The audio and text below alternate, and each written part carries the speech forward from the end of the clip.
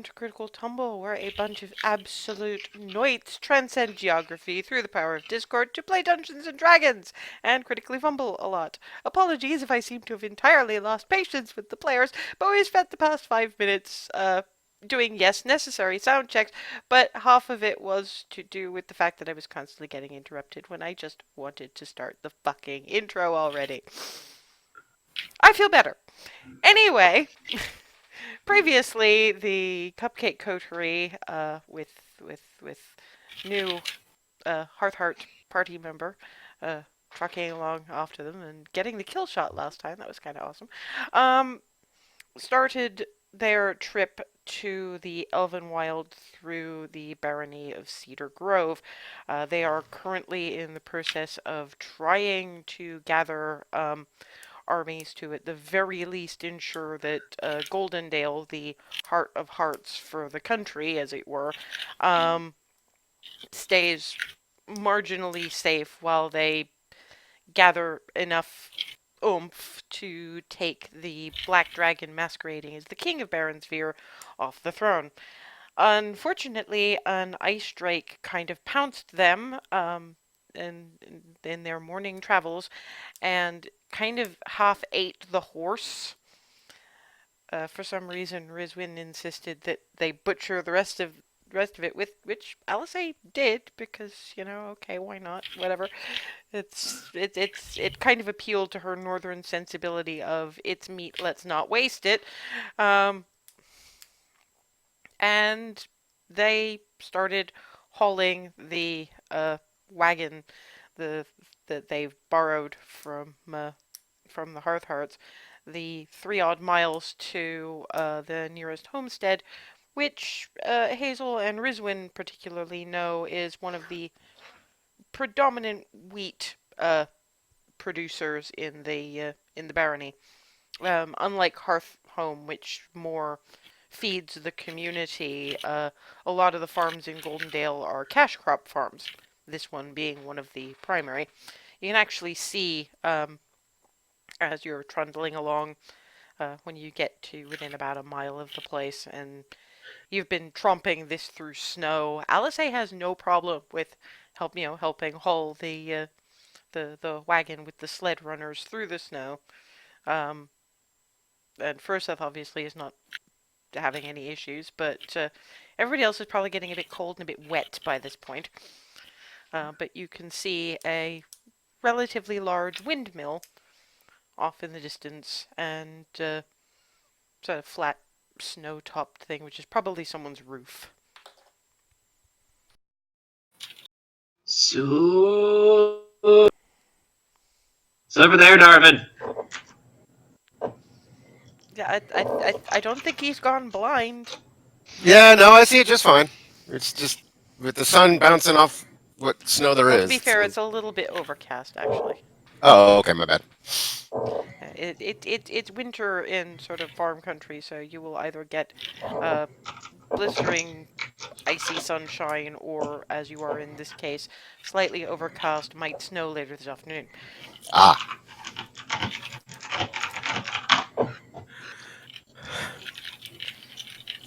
We're in for more fluff. Possibly, but not for another few hours yet. The clouds are still a bit too light for that. oh, hopefully we Yeah. can get. Who's making the buzzing noises? Anyway, um, well, I don't know what we're gonna encounter at farmhouse thing. I mean, they seem prosperous, but the big question is whether they will be willing to, um, uh, I guess, sell us a horse, because we can't just take their horse. Yeah, that was my thought. Well, we'll have to Hazel. ask and find out. Yeah, well, Hazel Rinsman. You neither of you happen to know whose farm this actually is, do you? Okay, I want to know who's making that fucking noise. Thing.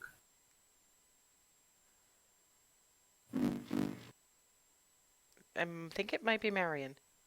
Yeah. Ah! Yeah. Okie Ow. dokie. That was painful.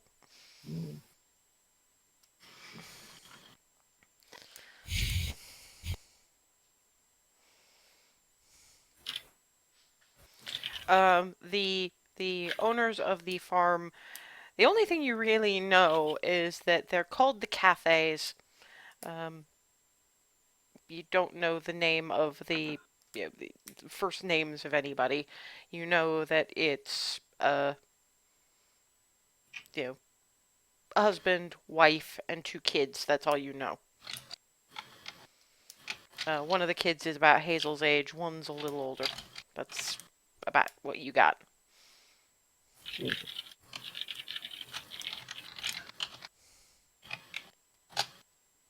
So, anyone answering Darwin's question? Because I expect in character, guys.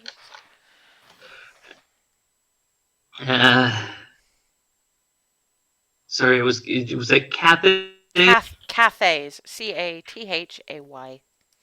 Cathay. Yep, that's the Cathay farm. Um, don't actually know anyone directly there, just kind of who. Well, keep in mind it's a good 3-day trek from Hearthhome, this place, so I didn't realize how many days we were out. Okay. yeah, it makes sense for Darvin, because Darvin is, city individual, and he's used to, people knowing everybody, and it will suddenly occur to him, yeah, actually, we've been on the road for 3 days. Why would I expect them to? It's Yeah. not like they're popping down to the Golden Bough for a pint. Yeah, that was a dumb question. Sorry. Don't apologize. You're here to ask said questions. Because if it's not you, it's going to be someone more reticent to ask said question, and well, that means it'll never get actually asked. But at least I know more than I did. So, And judging by the windmill, I'm guessing wheat. Yep. And given the size of the windmill, I'm guessing big farm. The whole thing with the Goldendale and Hearthhome is that we feed the rest of the farmers. The farmers feed everyone else. So all of this wheat goes to the whole rest of the Baronsphere. So cash crop farm. Yep. Yeah. But I'm also just thinking, size of the windmill, size of the land, so they must be relatively prosperous. I mean, wheat's one of those things that just about everybody needs. yeah, and if they're prosperous, that might make them less. It's not gonna hurt to ask. Do any of you have services we could trade? We have services and we have a terrible And lot we of have money. money. Yeah, we do have Yeah. cash. We are rather flush. Oh, okay. And it's So- not so much that, it's more because I know what I'm gonna straight up produce a platinum. Rissy, look. Okay. I think we can get a Waggle the harvest for platinum. that in most places. yeah, I wasn't asking whether they'd sell us one. I was making a judgment on whether they'd have an extra one to sell, guys, because I was thinking of Hearthhome's, hauling stock or whatever you call farm animals that aren't for meat, milk, or whatever else. I'm not a farmer. But Beasts of burden. that's a good one. Yeah, okay, because we used to use yaks and the occasional moose, and that was more being friends with them than anything else. You haven't lived until you've ridden a moose. Moose are big. Yeah, Moose are alarming. yeah, and they're about the only way you can get through some snowdrifts. If we have to go up north, a lot of what we're going to be doing is either sled or mooseback. Can I make a nature check to figure out if I've ever heard of these things? You know what a fucking moose is. Yeah, we even had I we, know we what had a moose. we had this conversation like a month ago. You do not know what a yak is because yaks are not forest creatures, but moose are. So you do know what a moose is. You do not know what a yak is. Makes me wonder what'll happen if a moose wanders over here. What is a yak other than a sound effect you make when you don't like your dinner? It's a really big fluffy cow. Basically. And I'm just staring into the middle distance, imagining this. And Yeah, actually, taste you good. know what a yak looks like because that Goliath you met Yep. actually drew you a yak. And they taste good. It's Yeah. so fluffy! So anyway, shall we? Yeah, there's you're still tromping, but yeah, Oh, okay. got another mile to go, so it's worth having the discussion while doing the walkings. In the back, silent image cow. Silent image fluffy cow. Silent image large fluffy cow. Contemplate. I think it might be the size of a moose, so magnify that size by No. another, like, No, yak are smaller than moose. Trust me on this. okay. The one from the place where they are confirms. They aren't McLarge huge. Aren't they're moose big, but- larger than orcs? Yeah. Scary. Oh, they're sweeties, really, once you get to know them. Just don't get in front of them if they want to get somewhere. Unless they're really good friends with you, they'll stop for you if they're really good friends with you. Fair point.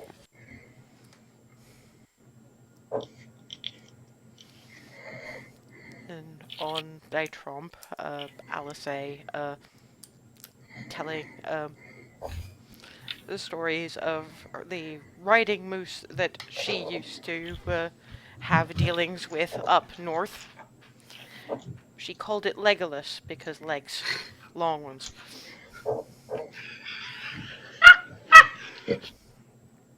Wonder if he still remembers me. Apparently they've got mass long lifespans. Probably. You are rather hard to forget. Yeah, That moose are surprisingly smart. So anyway, as you start getting a bit closer, there's evidence that there's been more in the way of wagon along this particular route, and there is also what appears to be a sort of a hooded snake, except it seems to be entirely made out of metal.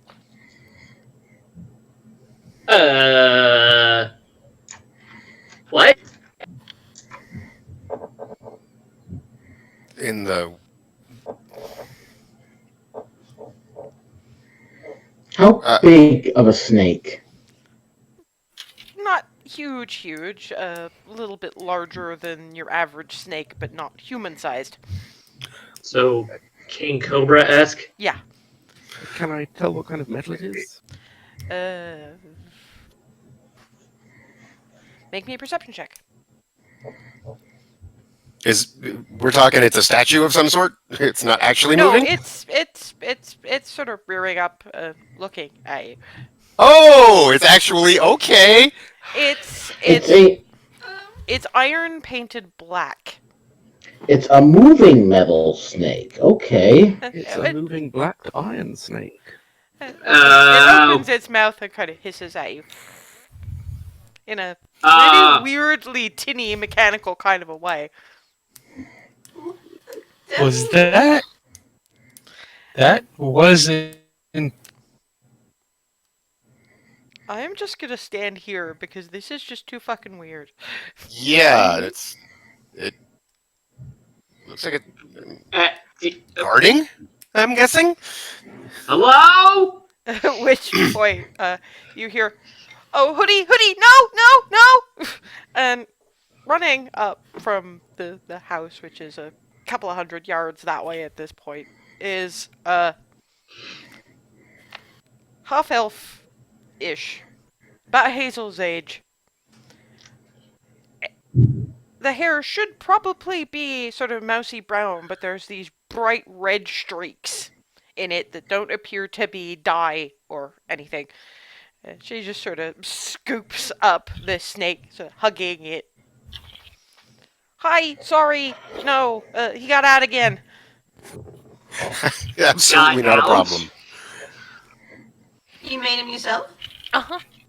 It's remarkably lifelike. Very well done. This is Lovely Hoodie. little work. Well, hello, Hoodie. It squirms around in her arms. It looks at Darwin. Looks like he likes you. It's okay. Hi. Wow, you all have weapons. Hello, Hazel Hearthheart, Rosewood Hearthheart, and the Cupcake Coterie. Darwin said, Are you bakers? I mean, Adventurers. you're coming. Well, you were coming to the wheat place, so I figured with that name that you might be might be adventurer bakers. Well, we have an adventurer baker. Behold, Remy Crestman. okay, out of character. I'm sorry. I can't. That's just, wow. That's brilliant. Oh my god. Alice is just leaned against the cart laughing at this point.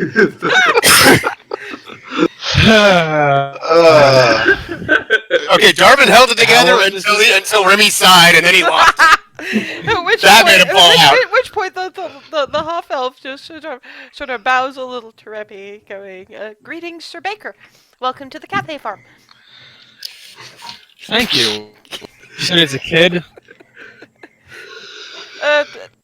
About Hazel's age, so teens. Okay. Wherein I'm a minor bit of distress. Are your parents?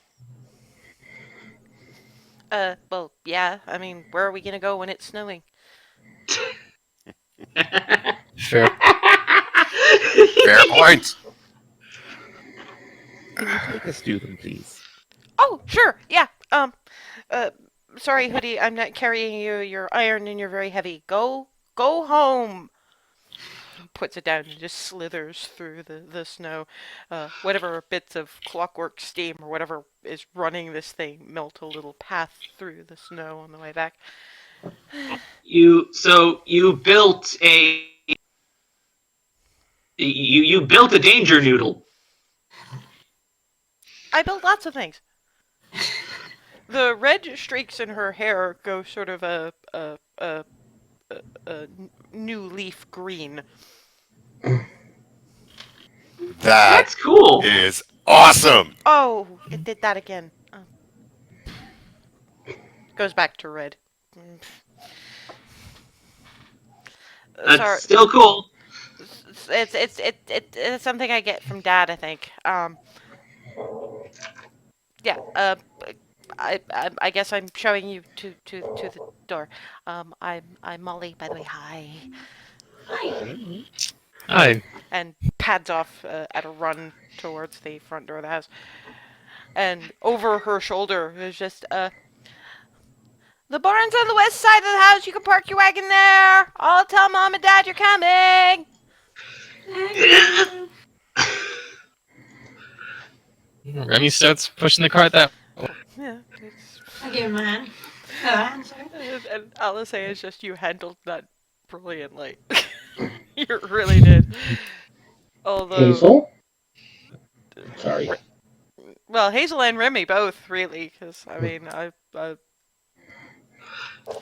if she'd asked why it's a symbol of Tritherion on your armor instead of a cupcake, I was gonna completely die of laughter. But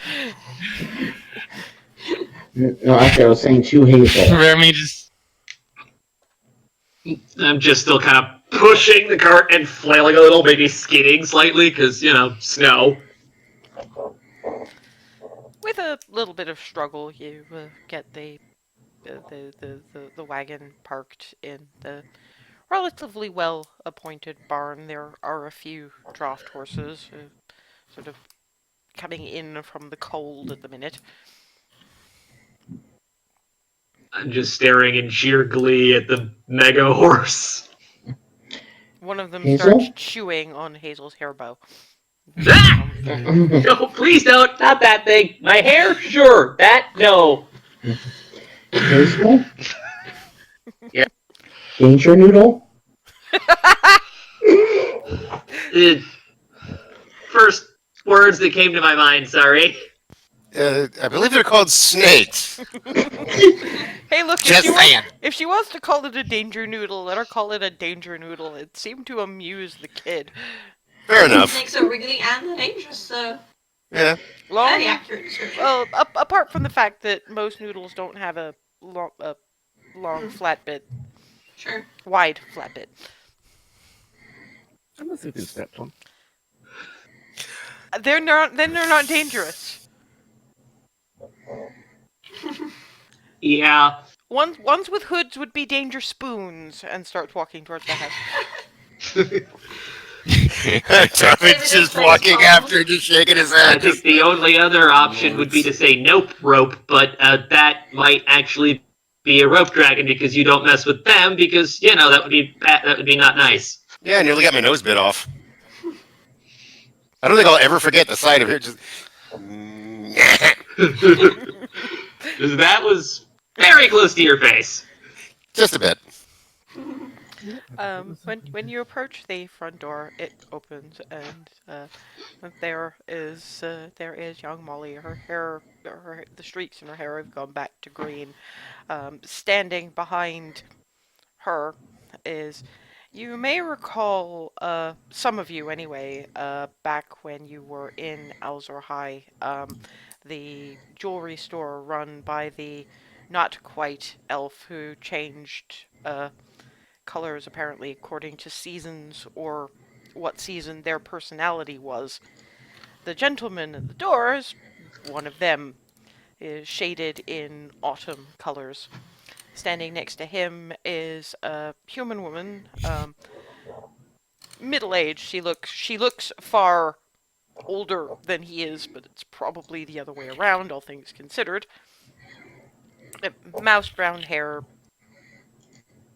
plump maternal type, and you could not find two more different individuals, but they seem happy enough. Molly said we had visitors, says the Eldrin gentleman. Darvin just bows. Oh, please, no, don't, Remy nods politely. don't do that. Don't bow at me. Just come inside. Thank you so much. Alendrev Cathay. Hazel Hearthheart, Restwood Hearthheart, and the rest of the Cupcake Coterie. Alisay Darvin. Thunderfall. Hi. Darvin Taylor. Remy. Yes, I'm assuming you're not actually a paladin who's taken an oath to bread rolls. No. No, I'm not. Very amused, beaming.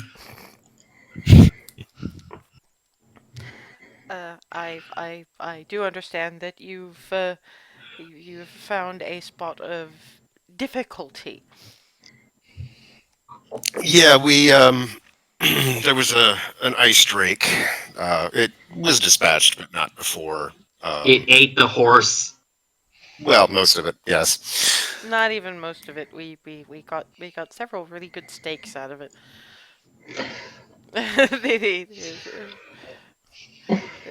The Eldred sort of looks at her. I was kind of raised by nomads. Fair. And given we're traveling in winter, it seemed prudent not to waste. And I was looking at Darvin. And I'm reaching over, just sort of patting the side of Darvin's head.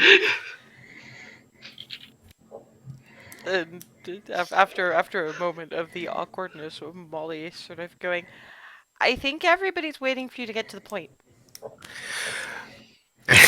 We need a new horse, and Yes. we were hoping to borrow or purchase, if that would be possible. Preferably purchase. We need to replace the one we lost. Okay. And the human woman is going, well, one thing, you're not going anywhere until we've put some lunch in you. Oh, And we'd Perfect. also kind of like to know where the horse is going. Because if you're on the kind of adventures that get your horse eaten by an ice drake, Well, to be fair, that could have happened to anyone. yes, but they wouldn't have been coming here to take one of our horses into danger because they'd all have been eaten too. that's a fair point. Yeah, we kind We of like logic in this house, sir. Understood. Looks at Molly. We're not entirely sure how we explain her in the face of that. Everything I do is logical by my logic. Oh yes, that's right. That's how we explain it. Yeah. That actually does make a fair bit of sense. I like this kid. Yes, very much. I'm having Sweetwater and Sisters flashbacks just a little bit. Mental image of tea trays.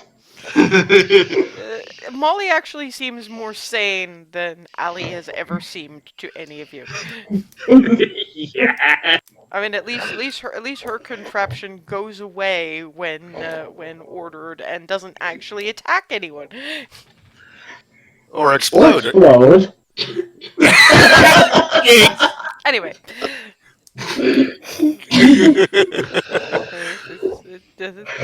the Eladrin looks. Molly, have you been in the workshop again?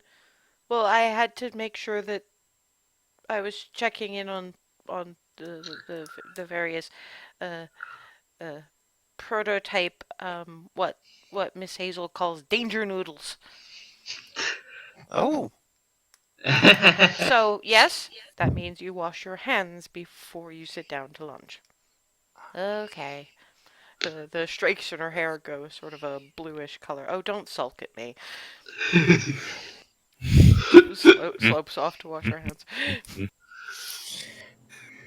as for where we're going, We will discuss that over lunch. ah, Melissa kind of insists. oh, Well, these kinds of understood. conversations shouldn't be had standing in the hall, dripping on my Thank you. recently Oh, cleaned up oh dear. floor. Sorry. Sorry about that. One moment. I'll start Yeah, doing some quick prestidigitation to yeah. get some of the. Alice joins in on that one. Yeah. So basically, everybody was. Yeah, we all just basically cleaned all together. 3, 4, 6, 8. Everyone press to digitate. I'm probably just going from somewhat soggy to post hair dryer. Oh dear. That's when Alice gives up on the prestidigitation, braids her hair. Yeah. I've got the rest of this. You take care of. Yeah. And I'm just standing there for a moment, kind of in a squawk pose while Alice deals with that. Yeah, this is braid. Actually, winds the longer ends of her big bow through it and uses them to tie the bottom of the braid. So there's like this green ribbon streak through the braid. Just shaking around. It's your hair's not long enough to pull it out that far. Braids shorten your hair. Yeah, like just pulling it as much around as I can see it and just squeeing at it. Do you want to give her a silent image so she can see what it looks like from the back? Please? Looks around the back of Hazel's head. Looks okay. Silent image. From the And back. I've gone hypersonic. Ah! I quickly get up from leaning over and. Some of Molly's contraptions make that noise occasionally. I really don't need to hear it from guests as well. Come into the dining room, take a seat.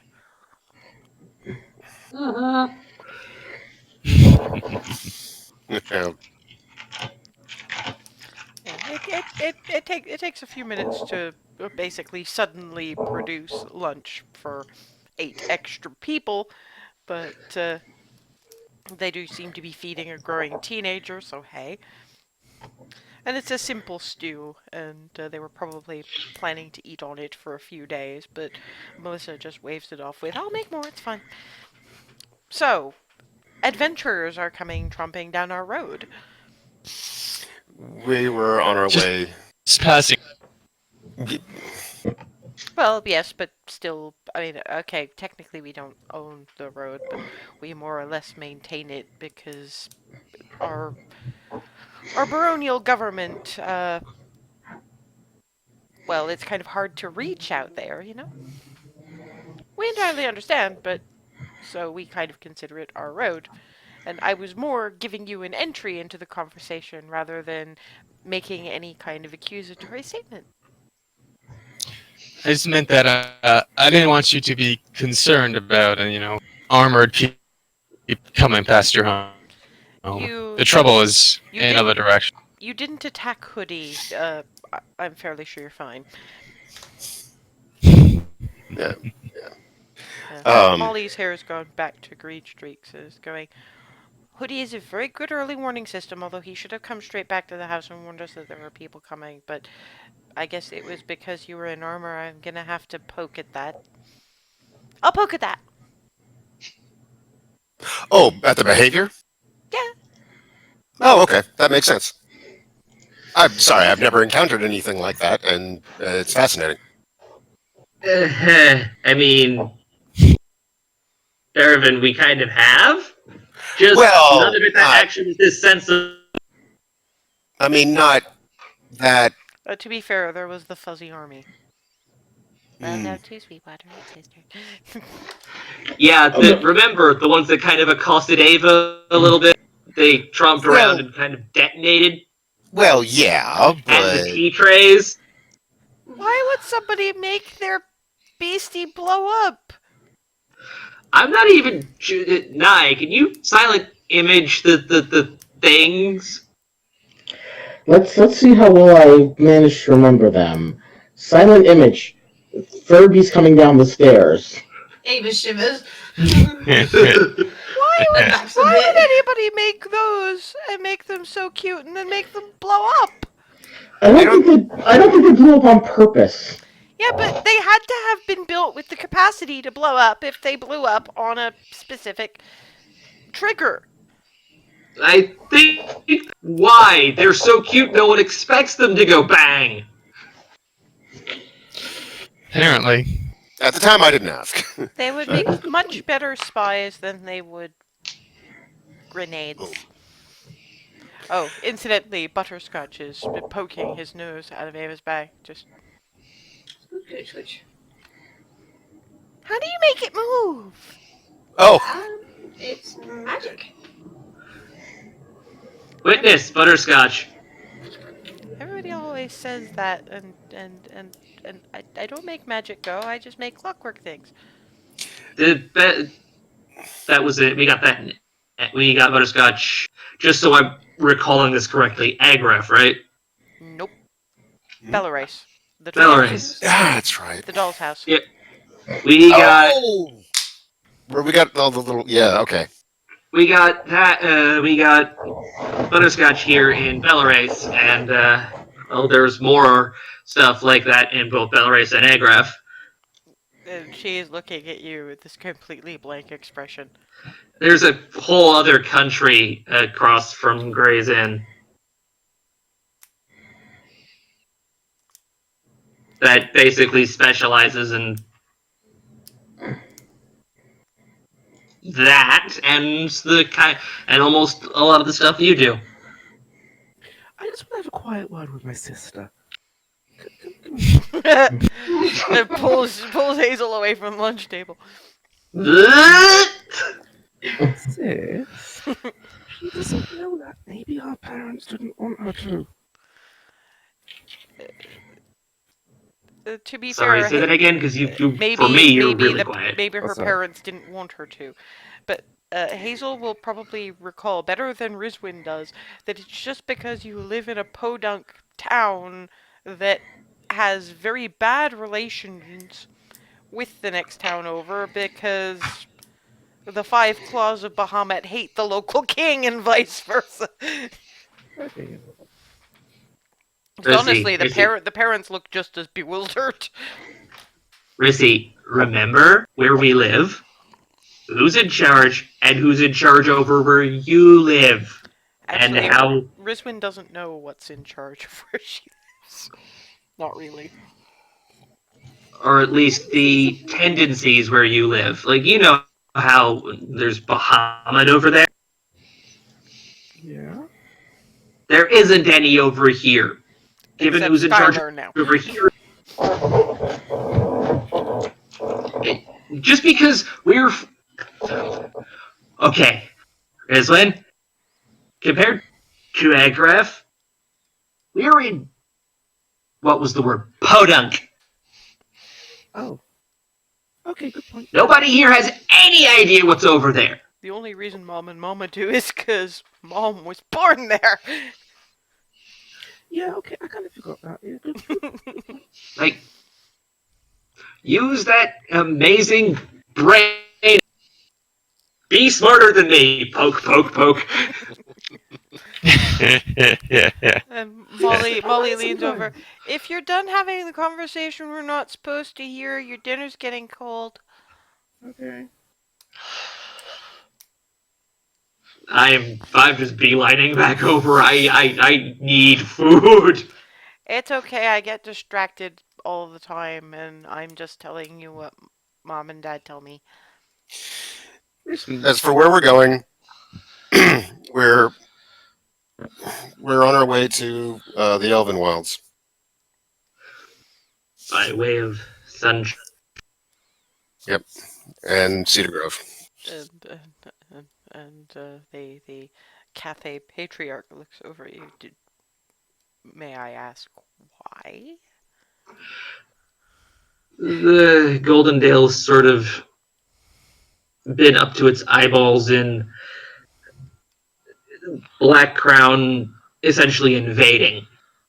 And we're looking for help. How can Black Crown invade? They rule the country.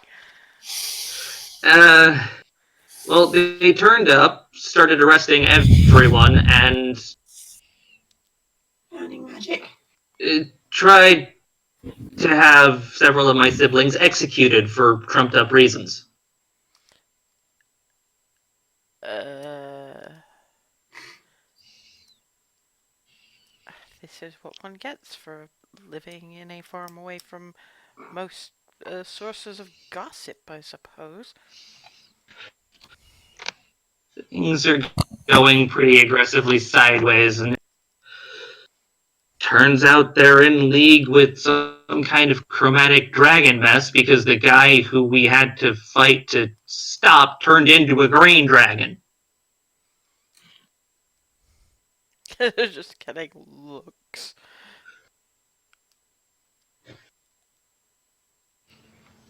What? The Seneschal of Goldendale. What? Turned out to be a giant, Well, angry handbag with pretensions. adult green dragon.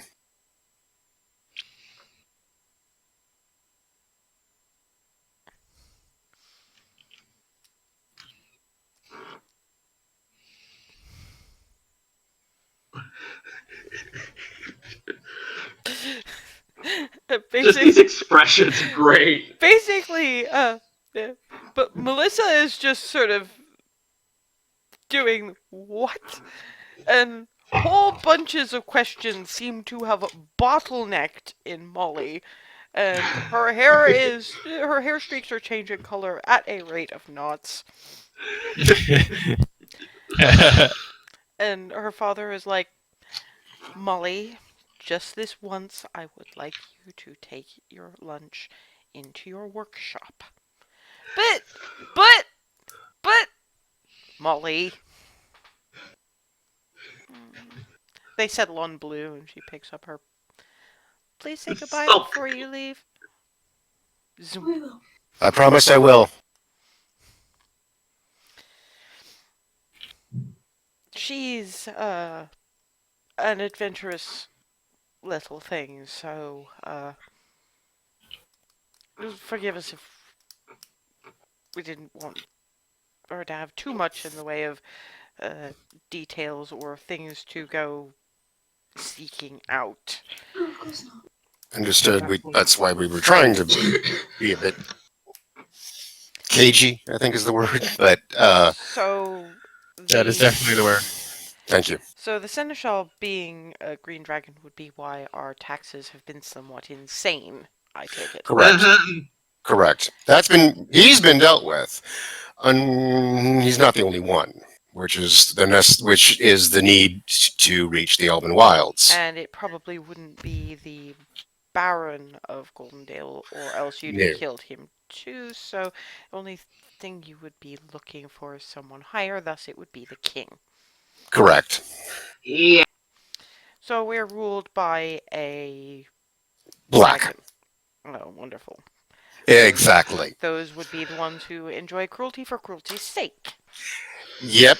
Which you can imagine what the Black Crown Guard were getting up to when they arrived. Well, you did With you did speak of arrests and Yes. probably worse. Executions for trumped up charges. Yet another reason why I'm a little bit concerned about this glances over in the direction that Molly took off in. I don't know how they feel about half elves in the what we might call more cosmopolitan part of the country. Half Eladrin might be a little bit more, particularly when she can't hide it worth anything. Yeah. Oof. Well, the whole we are the Elvenwild is a first stop. We are attempting to get help. And I'm sorry, having had my own dealings with the elves of the Elvenwild. Oh. Why do you think I'm here? Hmm. Oh Why? no. Why do you think they'll help you? Well, Glances over at Hazel. How familiar are you with the I guess diplomats, ambassadors, whoever's in charge of that sort of thing? I know one. I still have to occasionally deal with the individuals in the Elvenwild. They also occasionally partake of some of our wheat because we are the largest providers of it in the country, and the Elvenwild is not exactly wheat country. Out of curiosity, which one are you familiar with? I only actually know her by I just call her Milady, usually in that tone of voice. Not generally speaking in front of her. Um, she is called Emavela. And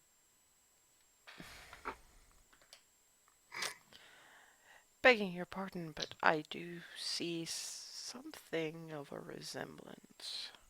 And the name is it setting off every single alarm bell in my head? You never knew the name. She was just Mother.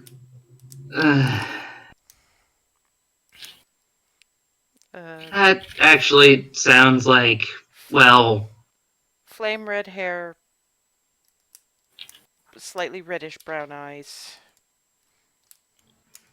Similar complexion to yours. And yeah, that rings every alarm bell you have. yep, that's my mother. My condolences. I don't know how, but I'm hoping to try and shake some kind of concession out of that. Well, good luck. Good luck to you on that. When I stated the intent to marry Melissa, Levis simply say that negotiations got a great deal more difficult.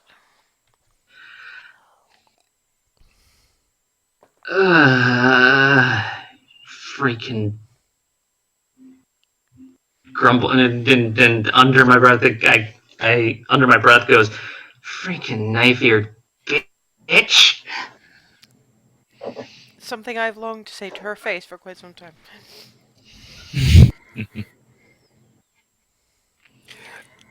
It may not come to anything, but it's we can't Yeah. we can't leave any avenue unchecked. Too much is at stake. I am aware that they do have their own unspoken issues at the moment. They don't tell me anything anymore, for obvious reasons. But, given the amount they purchased from us this time around, excuse me, leave us simply say that they seem to be stockpiling.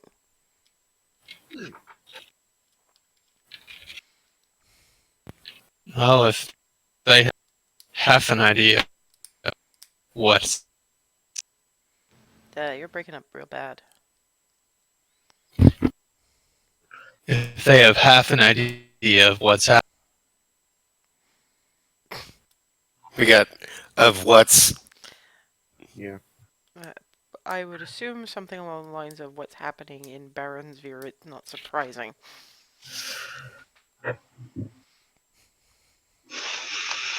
Or they could be having their own problems. I would imagine they'd be a bit more, how would Molly put it?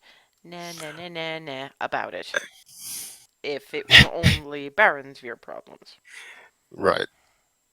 Considering we're basically just going to have to point out that that we doubt that the great angry handbag is going to be satisfied with just Baronsville. Well, I can't speak to that. I've never had to ask for anything as large as an army. And that's assuming they can spare one. Well, I mean, yeah, like I said, it's if nothing else, it's worth a shot. I'm not saying it wasn't, but it's best to know what you might Getting be into. in for. Mhm. Yes. Thank you. That is so appreciated. Now, in terms of the horse, I understand that purchase is preferable to rental. I don't imagine I'd get it back anyway, but there you have it. Looks at Melissa, gives him a nod. I'd thought about a standard price for one of our horses, but something a couple of you said make me think that there might be a better alternative. You mentioned the country to, I am assuming, the east, given that the west is entirely Elvenwild. And it seems to appreciate people like my Molly somewhat more than this one does. What I would ask is, well, frankly, a letter of introduction and a means of getting her there. So she can apprentice someplace that can actually make use of her talents. Riswin and I shall the rest of you also know that they do have that apprenticeship program in Egref. If she's willing to work in a shop or or in Calatiel's government building. I'm just swiveling towards Riswin and going, the Calatiel apprenticeship. I've already pulled out paper and pen, and I'm ready to start writing. Would I be Wait. qualified to make the? And anyone here would, but Rizwin more than most because she has actually worked there. She didn't take the Calatiel apprenticeship. She didn't need to, but for someone that young coming in without a direct, because she just went to stay with Quick Flights. young Molly Cathay would need, the apprenticeship, if for no other reason than bed and board. Okay. Can I borrow that paper, please? Oh, sure. Well, keep in mind, she's the one that actually worked there. Point. So Risvin sets to writing the aforementioned letter. Now, as far as how to get there, because we went there via Gray's Inn, and that's not necessarily an option. However, assuming all of this turns out, it may very well be an option. No. There's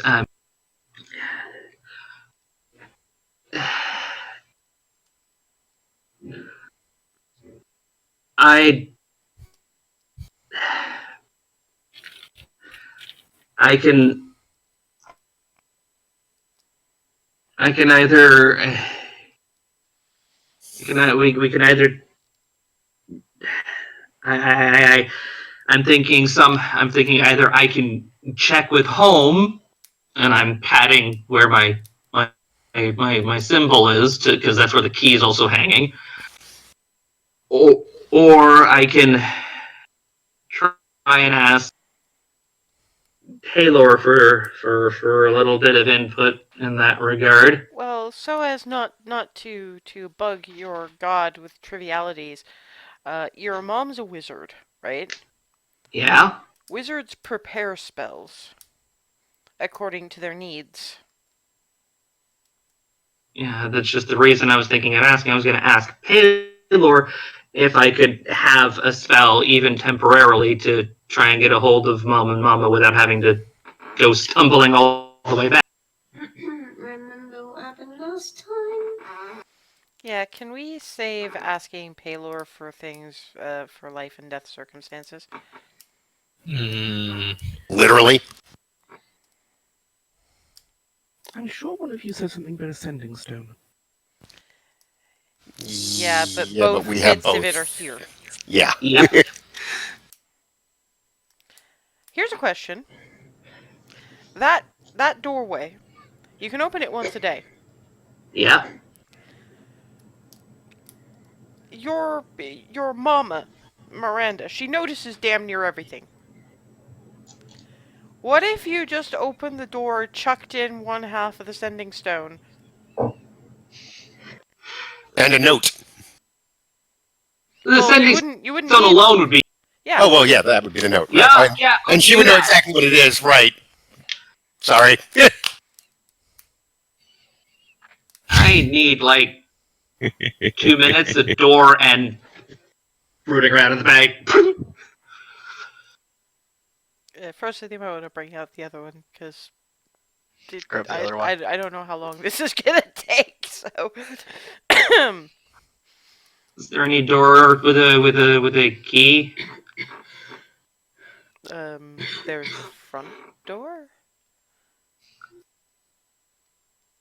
I'll need a moment, and I'm gonna make my way towards the door, pulling the key out. Okay. Melissa is the one who gets up and sort of peers around, just go, "What the hell are you doing in my house?" Click.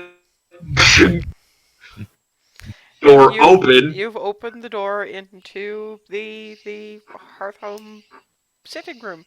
There's a few of the kids sort of clearing away lunch and sort of looking and...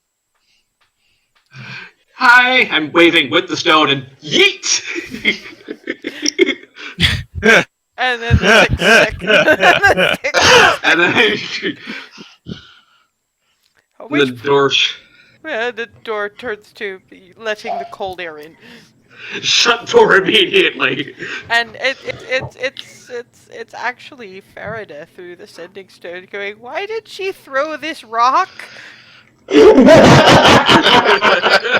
Yes! Hazel, maybe more explanation next time to everyone. I have 6 seconds! That's not a... Give this to Mama.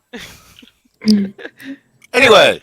Well, Frozet's got the stone, so he's hearing this. Yeah. That's sort of why did Hazel open the door from I don't know where, say hi, throw in a rock, screaming yeet? What is a yeet? Is this a yeet? I mean, asking Hazel to explain something in 6 seconds.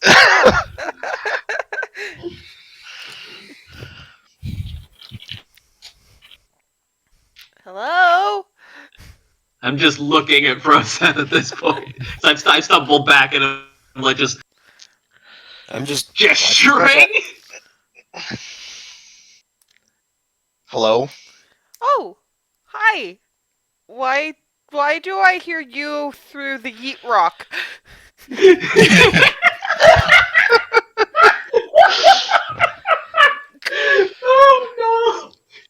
Oh Oh.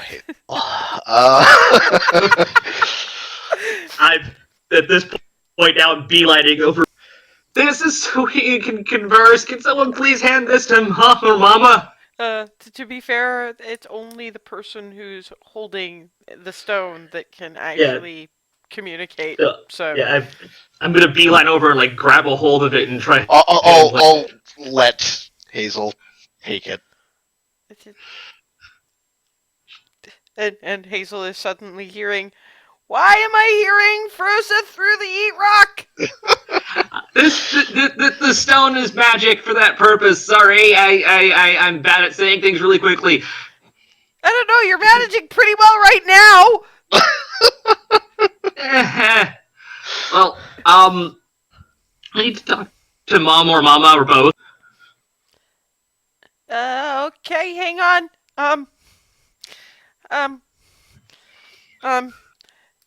Miss Twilly Mom, ma'am, Hazel threw in a yeet rock and wants to talk to you. She and all of a sudden it's like, Hazel, this is a novel use of that key.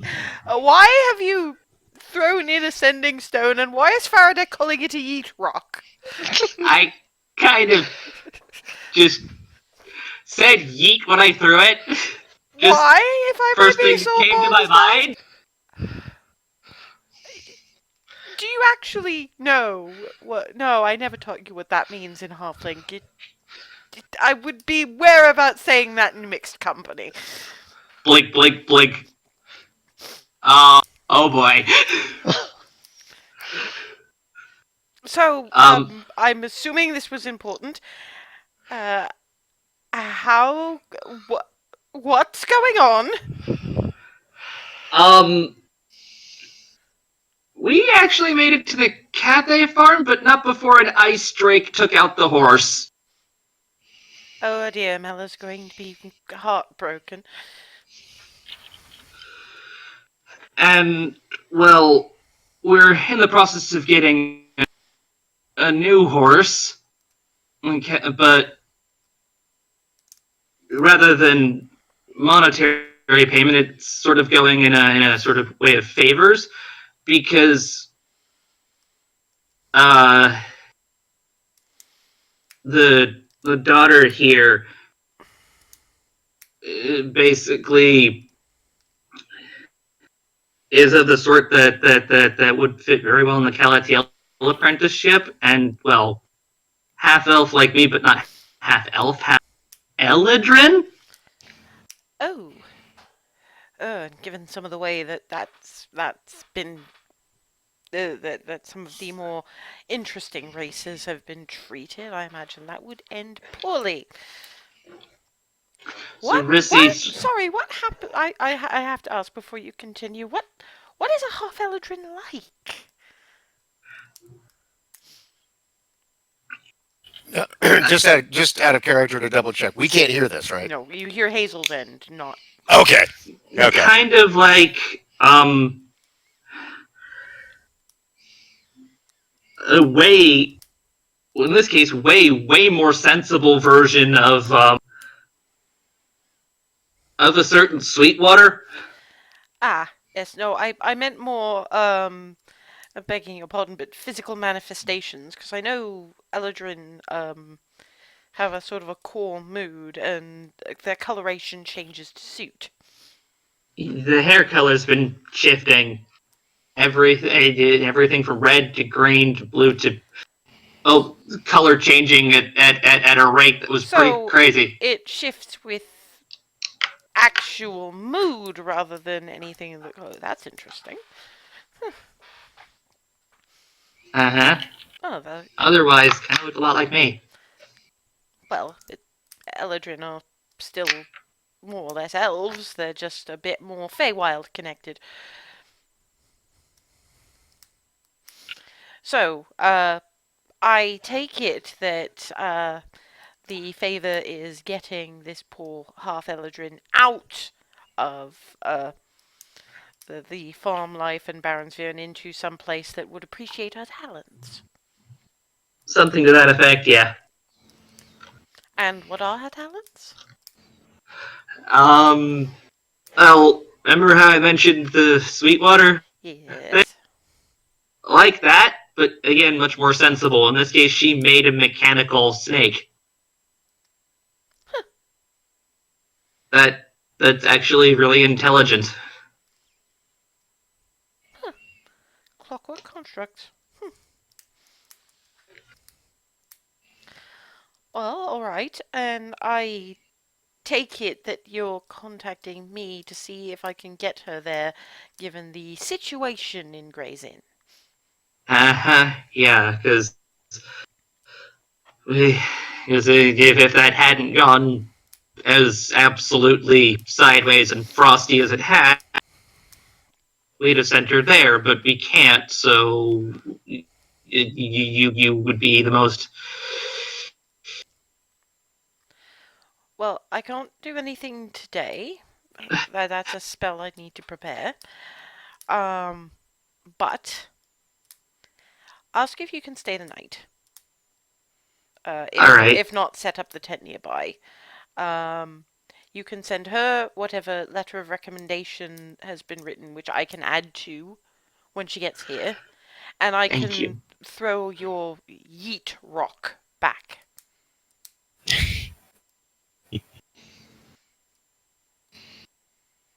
I'm assuming you're going to need it at some point. Yeah. Honestly, I would recommend giving it to Rizwin. She's the type who would scout ahead and actually be able to report back to you. That's usually the use for these things. And this was very clever, don't get me wrong, but...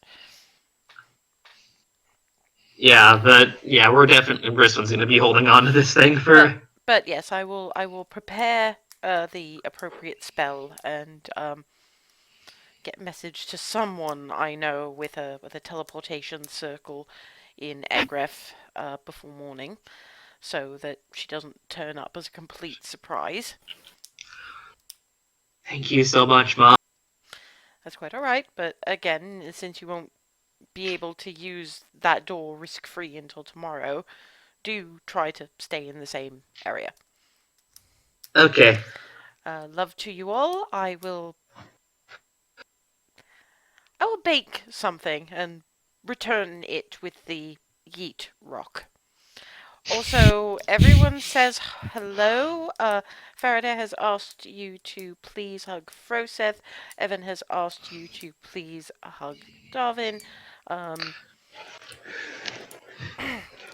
Effectively, Skylar has asked you to hug everybody but hug Froseth twice, and so on and so on, frankly. I have a plan. I am sure I'll hear all about it. Now, go and do whatever you need to do. As like just like this, when you guys hear I have a plan, the grin is starting to develop. It's like this kind of manic glee. Yeah. And the wide eyes, like the fuck, was in character. Yeah, and you can just imagine Twilly tucking the sending stone in an apron pocket so she can get shit done. I'm going to just fit that into any like secondary pouch I've got on hand. I'm assuming you've got belt pouches of some description. Okay. So you have a plan. We have arrangements have been sorted for that, but for getting Molly for the transportation part of what you've asked for. All right. It's just in order for that to work out, we're gonna have to stay the night because of the methodology. Because we're gonna have to make a couple jaunts. Well, we do hire out help during the harvest season. So, if you don't mind sharing something of a bunkhouse, we can at least produce something with a stove. That, Thank you, thank you, that thank would be you, brilliant. I mean, thank you, we thank you, also thank have a tent that we could set up as well if that was necessary. But if the bunkhouse, that is golden. I don't want to impose as little as possible at this point. They're just sort of looking at you now. Yeah, and And while I'm I'm just reaching babbling, over and bap on the side of the head again. I'm gonna shut up now. It's not an imposition when it's been offered. And Well, very grateful. how goes the that letter thing? Because Mom is gonna add to it, so. I've just left a little space. I wanted to check with Molly what her particular focus is, but apart from that, it's done. Well, you're welcome to go and look in her workshop. I think she'd appreciate anyone who can actually appreciate what she does. Excellent. Back soon. They point to sort of a shed around the back, which seems to have its own little chimney, which is producing the kind of smoke you expect from a small but powerful little forge. So clearly she makes her own critters, and one of the first things she finds lying in front of the door, like some kind of draft excluder, is a clockwork cat. Looks up and blinks at Rizwin. Blink, blink. Remarkable. Gets up, stretch. Riswin reaches in to try tickling the cat. Clankety, clankety, clankety, clank. It looks with that cat expression of yeah, and just because unfortunately it is lacking in touch receptors, but. Oh, well, worth a try. Molly? Oh, sorry. Mittens, please move! The cat sort of flicks the tail and steps aside so the door can be open. Come in! Hey, Yeah, there is a forge, there is a workbench, there's a lot of... The workbench is covered in clockwork bits and pieces. There's one clear bit that has what appears to be the start of a mechanical spider. And there's just mechanical critters.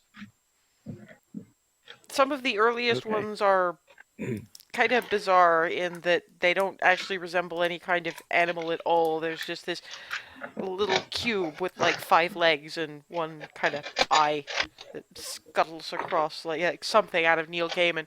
Just... Nice.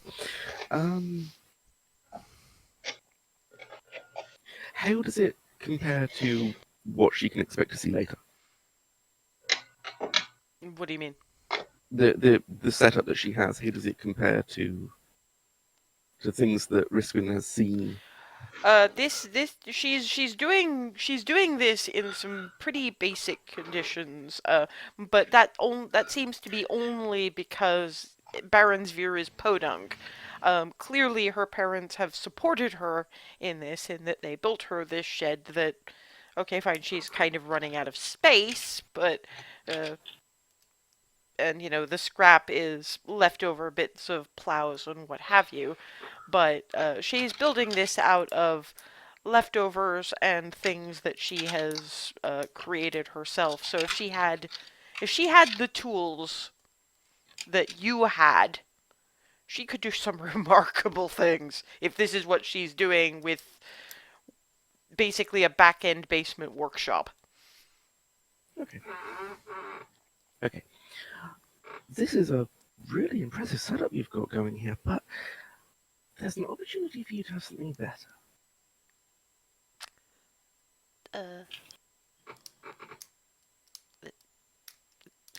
See, part of me wants to basically go that Egrev place, but then the rest of me is going, what, really? Me?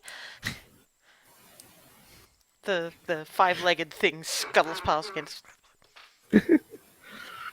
I'm going to show her the letter now.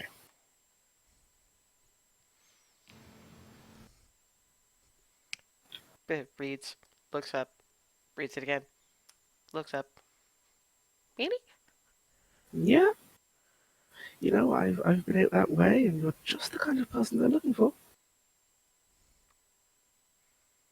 Besides, your parents kind of want this for you. The streaks in the hair go this kind of bright, excitable yellow, frankly. It's just. I mean, I don't want to be all excited about leaving Mom and Dad because I love them very much, but. Be excited. They want you to have a happy, full life.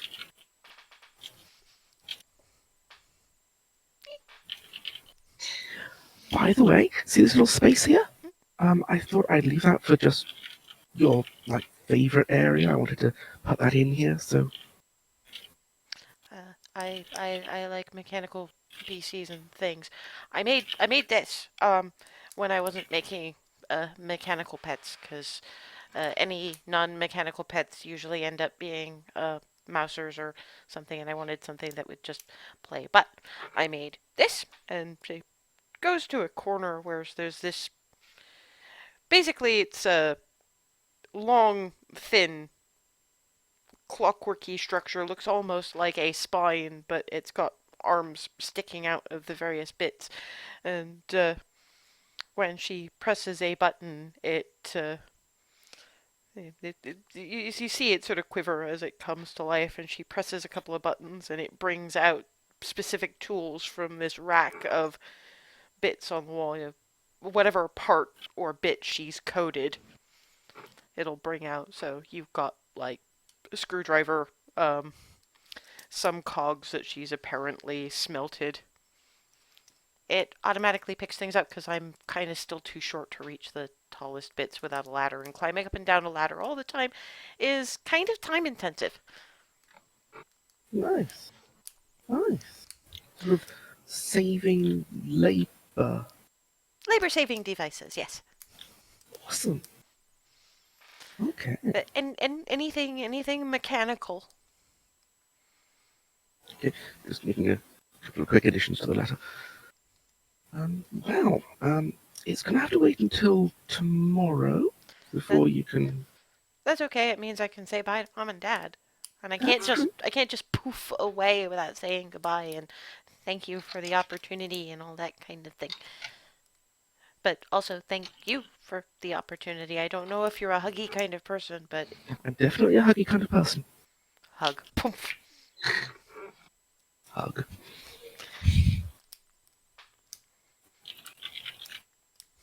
Okay. Let's go. Just bounce. You're not going to get anything out of her but bouncing for a few minutes, and she clearly wants to get it out of her system before she goes back to the main house. Mm-hmm. You are followed out when you leave, by the way, by the five-legged cube thing. Manages quite well on snow, just light enough so that it doesn't sink so much. That looks like a little more than half of a spider. Yeah, you guys are probably looking out the window, watching her come in for this thing clattering low behind. Darvin's just fascinated. I'm just staring at it. Just wow. By contrast, just kind of eyeing Frozen, sidling slowly closer, trying to be sneaky about it, and probably... Okay, fine. You are going to make me a stealth check, and given process passive perception, you may well be entirely boned. Yeah. Oh, without a doubt. You know that thing where the theatrical sidling happens. Like if I'm obvious enough about it, no one will notice. Don't be suspicious. Don't be suspicious. Kind of sidling is what Hazel is doing right now as she approaches Rosa.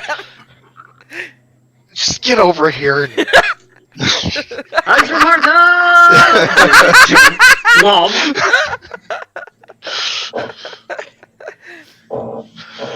Yeah, Hazel's like all but once she's gotten close enough to her proximity, sort of almost jump clumped onto him. And that's around the time when Richwin comes in, followed by a little more than half a spider, just as Hazel throws herself at Froseth.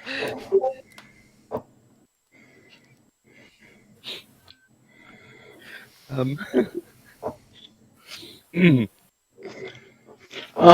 to say? I think I just usher her toward her parents. Oh no, Molly stayed back to get the Oh, I thought she was with me. Sorry. No, it's her little mechanical thing. It's the spider thing that followed you. Okay, So Melissa's just going, ah, yes, the cube thing.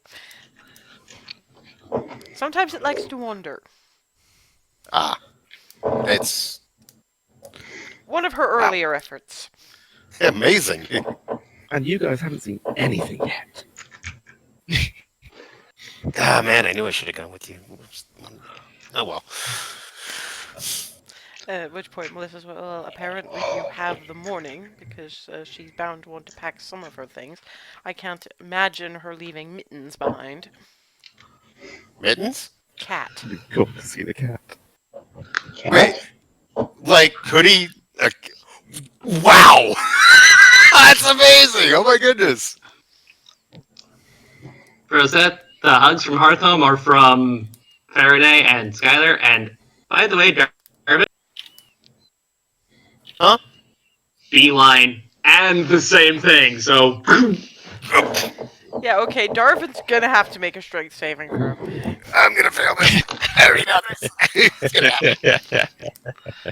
Oh. Shunk. 12.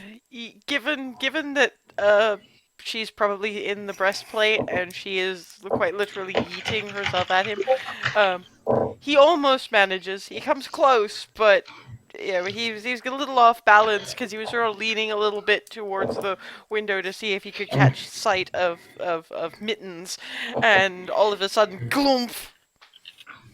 And now we roll the hand of fate. How much damage to the face do I take? No, actually, it's more that you hit an end table and knock over a really attractive crystal vase. Oh no! Oh no! I've let go and I am now looking mortified. I'm looking at it immediately going, mending? Not some of it's powder. Oh. That actually came from the Feywild. Oh. That was my grandparents' wedding gift. I have gone completely ashen. Mortified. I'm just stuck still, completely gray at this point. I kept it whole. It survived. It survived packs and his stickball obsession. It survived every creation Molly has ever accidentally let into the house. And it gets destroyed by overexuberant hugging. I'm so sorry! Nothing is forever. Well, since we're going that way, we could Brian? No, not the Elvenwild. The Feywild. Oh, sorry. My bad. It's a whole other step further into the beyond. Right. I am so sorry. Everything is temporary. I trust you'll find something moderately undestructive to do with yourselves until dinner time. Yes. At which point he sort of leans over to Hazel. I am quite forgiving about my things being broken. You damage anything of my daughter's, and you will regret it. Of course, Hazel's probably thrown on a number of levels at this, because this is the first time she's ever seen, like, an elf defending his half-elf child. I've gone silent, and at this point it's just completely quiet, boggled expression, just nodding.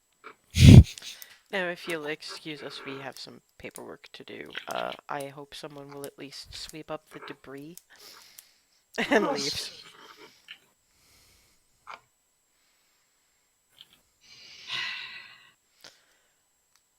And on that note, we are at about breakish time, so when we come back, we'll figure out what y'all are doing with yourselves for the afternoon, and hopefully eventually continuing on your trip to Elvenwild, well, hopefully without breaking anything else.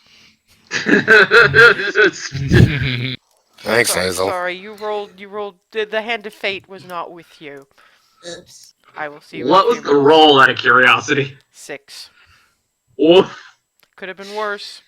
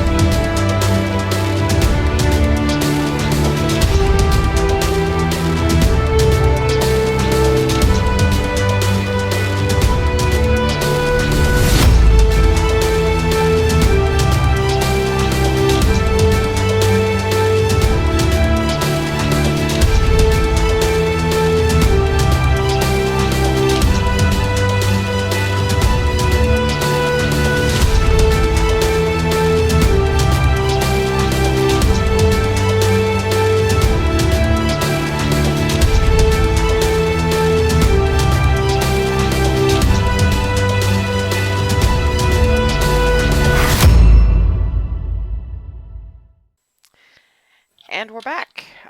The Cupcake Coterie are on the Cathay farm.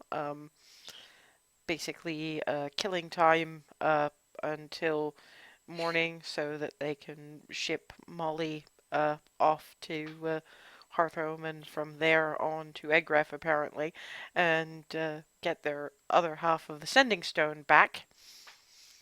So, and this is why I paused you, what do you guys want to do in that time? Because, you see, it's not really up to me as the DM. It's up to Molly. It's her forge. And it's up to how well you can persuade her to let her use it. Okay. Is she with us now? I mean, she's come back in. You can kind of hear the squeeing and the hugging, and she probably pounded down the hall to her room to start packing. So she's around, and she's not exactly hard to find. She's one of those kids she's not necessarily trying to be loud, but currently it's just made of exuberant. Well, I'm used to that from my sister. You're used to that from more than one sister, yes. Well, fair enough. Yes. I'll just make my way toward the noise. Yeah, you'll find a surprisingly tidy bedroom, which is starting to get a little less tidy as she's trying to decide what bits to pack. Hello. Oh, Can I have a quick word? hi. Yeah, I was wondering, could I borrow the forge for a few hours? Uh,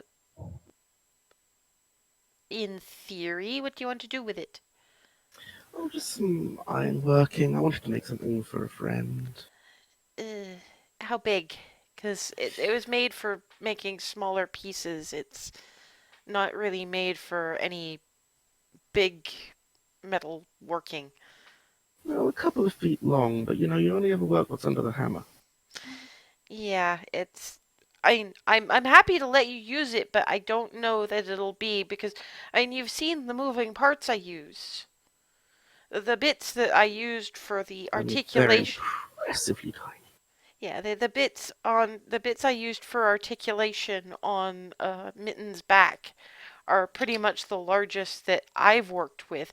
I could probably do something that was maybe another few inches bigger, but it's only a tiny shed, so I never Yeah, needed true. much more than that. You can try, but what exactly are you trying to make?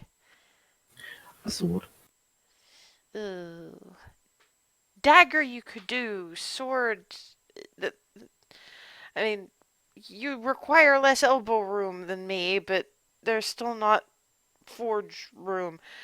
And unless the sword was for you, and then maybe, but if it was for somebody bigger, then. Ponder, ponder, ponder. And like I say, you can try, but I don't know how well it would work.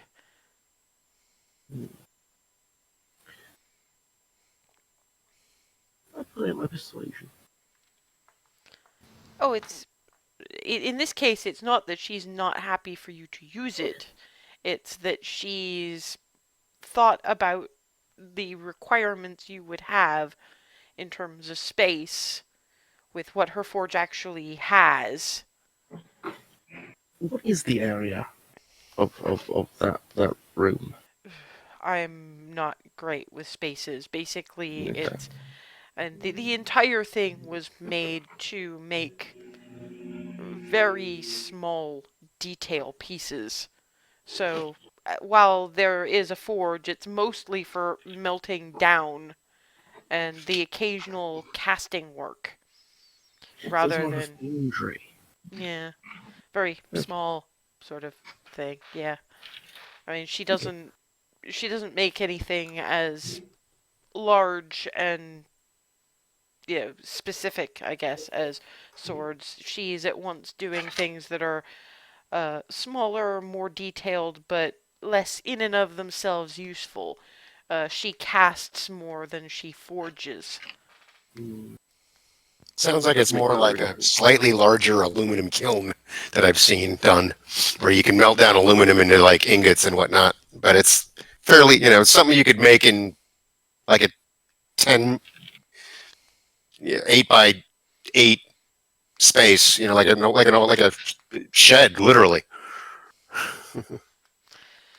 I mean, like I say, she's happy for you to try. But of course she then also asks, "What about the materials?" I don't have anything that. I mean, you want good steel for a sword. I use straight iron, and that's a bit brittle for a sword. Yeah. I don't know if. I mean, I might have something that might be able to. You might be able to mix to do good steel, Oh, that but would take too long, really. Tell you what, if I have a route around in what we've got with us, and then if I think I can pull it off. okay. I guess I should probably pack up what I need in the shed now if you're going to be using it later. Um, Again, I don't mean to sound like I'm No, no, don't worry. okay. I'll go pack things. There might still be occasional skittery things. I don't think I can pack all of them. So watch if You you're going should to be say. if you're going to be using it, watch out for the skittery things. Okay. Yum. And then Darvin, given his area of curiosity, is going, Mom, Dad, I'm gonna pack up the bits in the shed because I think the Miss Rizwin wants to use the forge if she can find anything worth melting down. It says, "All right, just make sure that the last person out of there properly damps the fire." Yes, Mom. So if Darvin wants to invite himself along, he might want to grab her before she goes near him out the door. You know what teenagers are like. Right. Molly, Uh I huh. was curious. Could I take a look at some of your work? It's really well done, and I'd love to see some. Yeah, sure. And there's not a whole lot of room in the shed, and I'm gonna be running around packing things up. But you're welcome to come if you can find a corner where I'm not gonna bump into you or anything. Understood. Okay, go on. And yeah, the first thing you find still serving as draft excluder is Mittens. Oh, that must be Mittens. And then stands up, stretch. Yeah, Mittens, you're coming with me. Yeah, Mom and Dad don't really know how to keep you maintained, so blink, blink. Then looks at Darvin, blink, blink. Yeah, he's friendly. And then just sort of sits on his foot. Yay. And yeah, she opens up into the shed, and there are just the occasional skittery thing. Oh wow. That I'm just basically just sort of standing right there because I have metal cat on my foot. So I'm like, you know what? I'm just gonna be right here, and I'm just. Oh, that's neat. Oh, that's neat. Mittens, get off his foot so he can get in. It's gonna get cold if I have to keep the door open. Oh. And the skitterers might get out. Oh, okay. And Mittens does that cat thing, almost, and So cool. and then sits in loaf position by the door. Okay, you can come in. Okay, and I'll step in, try to find at least somewhat clear spot, and just There's make myself as small as possible. There's a little stool right by the door where you can just about cram yourself in. And yeah, there's a shelf-ish kind of thing, almost like one of those. You know those people who build elaborate cat setups. Yep, I've seen those. Yeah, and they have the shelves that come out about yay far off the wall.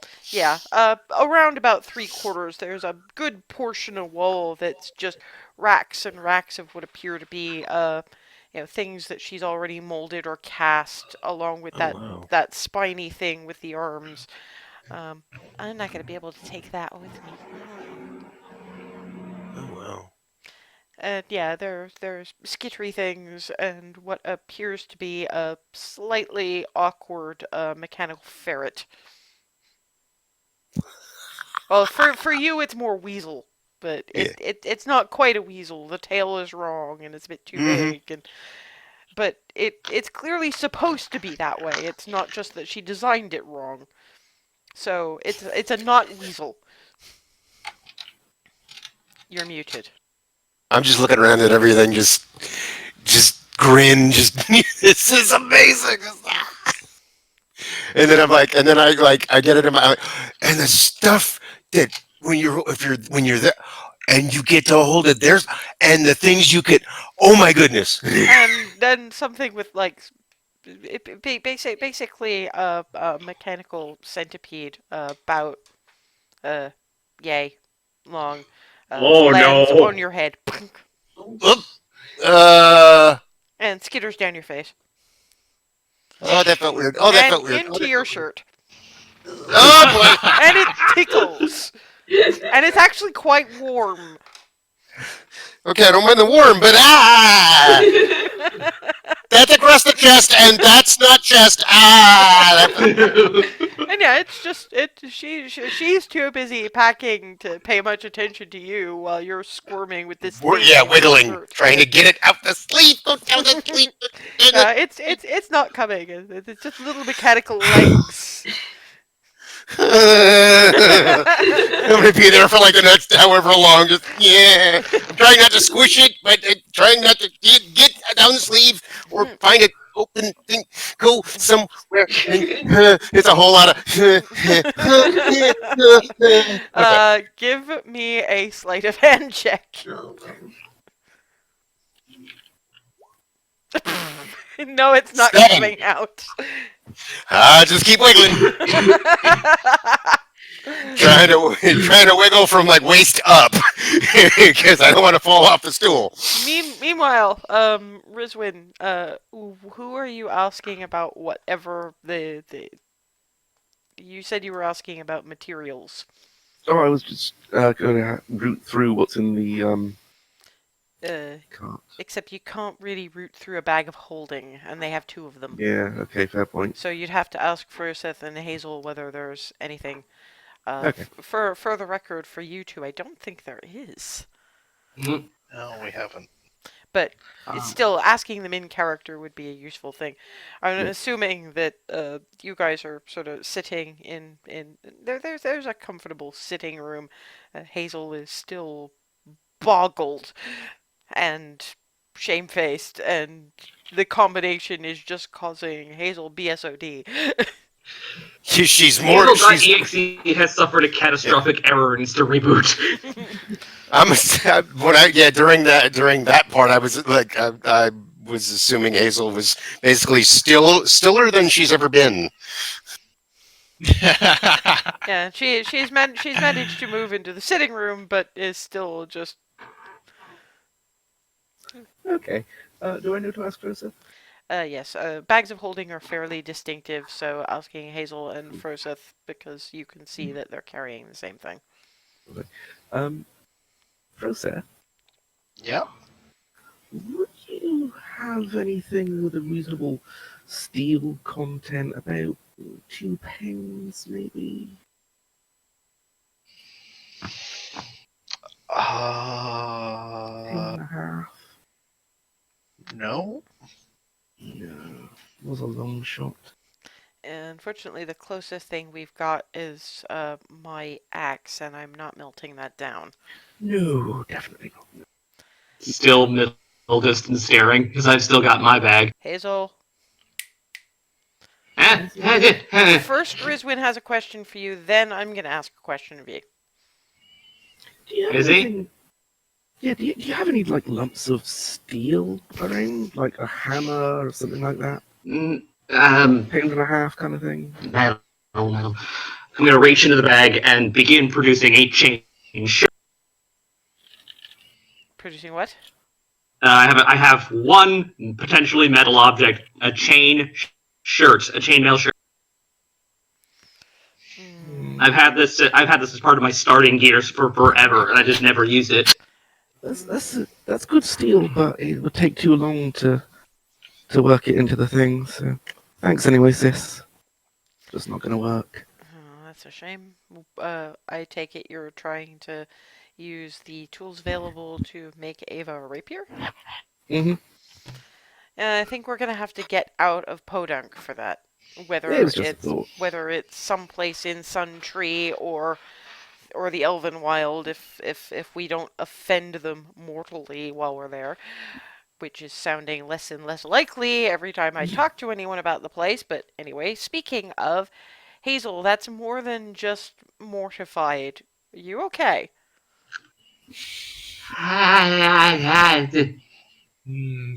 Words. Please use them.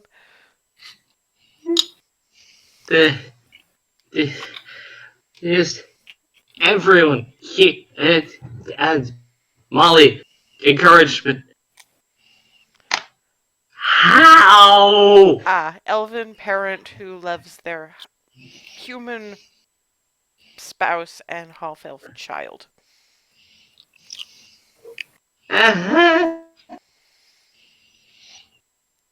Still sort of in blue screen mode. Hazel.exe is still suffering severe error. Yeah, I guess you've only ever met the half elves who were the result of asshole parents. They're not all like that. Uh-huh.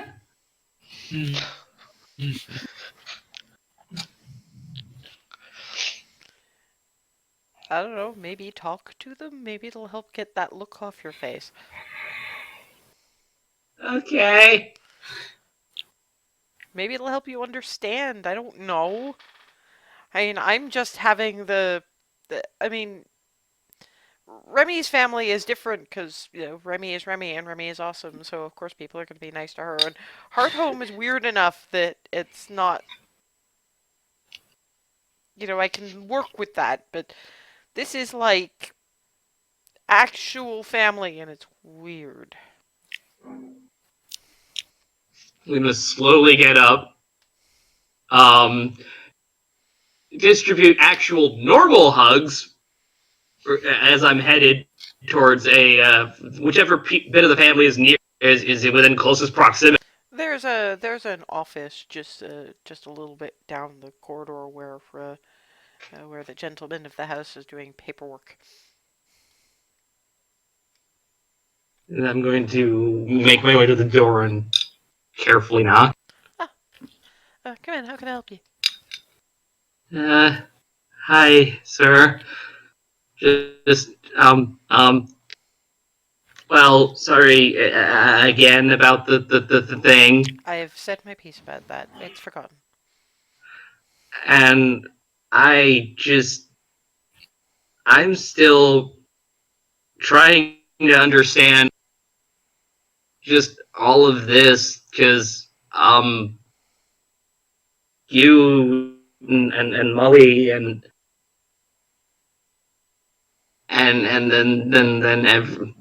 just how it all works here because I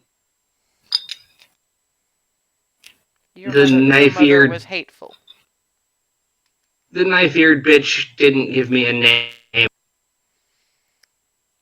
Well, she's hateful. I fell in love with Melissa. I love her still. I'm bound to outlive her by a long, long way, but I will love her until my last day. And the children that we made together are a part of us. And I love them as such. And they deserve every opportunity in the world. I can't explain it clearer than that. You are amazing.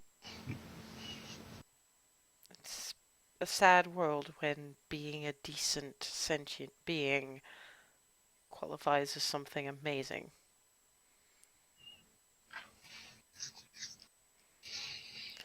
I do have to ask, can you tell me a little bit about this Egref place? It's well, it's where Mom is from originally. She's formerly Quick Flight. I mean, the name I've heard in passing, but nothing. We're a Most little. stories about a group called the Quick Flight Diminutives, if that helps jog anything. We're a little isolated out here, so Makes sense. I don't exactly hear what sounds like some kind of tavern song. Well, the way we got there in the first place was by what amounted to they called it a train, but it was essentially a cart carriage thing that moved entirely on its own power. No horse required and blindingly fast. Well, it's a shame Molly can't ride that. She'd love to look at it, I'm sure. Every other place in the city had full glass windows to see the inside. There was a shop that was, well, it was a place that served sweets and various kinds of chocolate, and it was the person who this wasn't even a person who turned up to greet the group when we walked in. this little mechanical thing, sort of like one of Molly's inventions, trundled up and just started waving signs at us with questions on them. I see. But the people, they're good people. They're spectacular people. If she's ever looking for somewhere to just sort of hang about and get food, there's a place run entirely by quick flights over there that that's called, what was it? The I'm farmer in the dale. the farmer in the dale. It's that the place is real.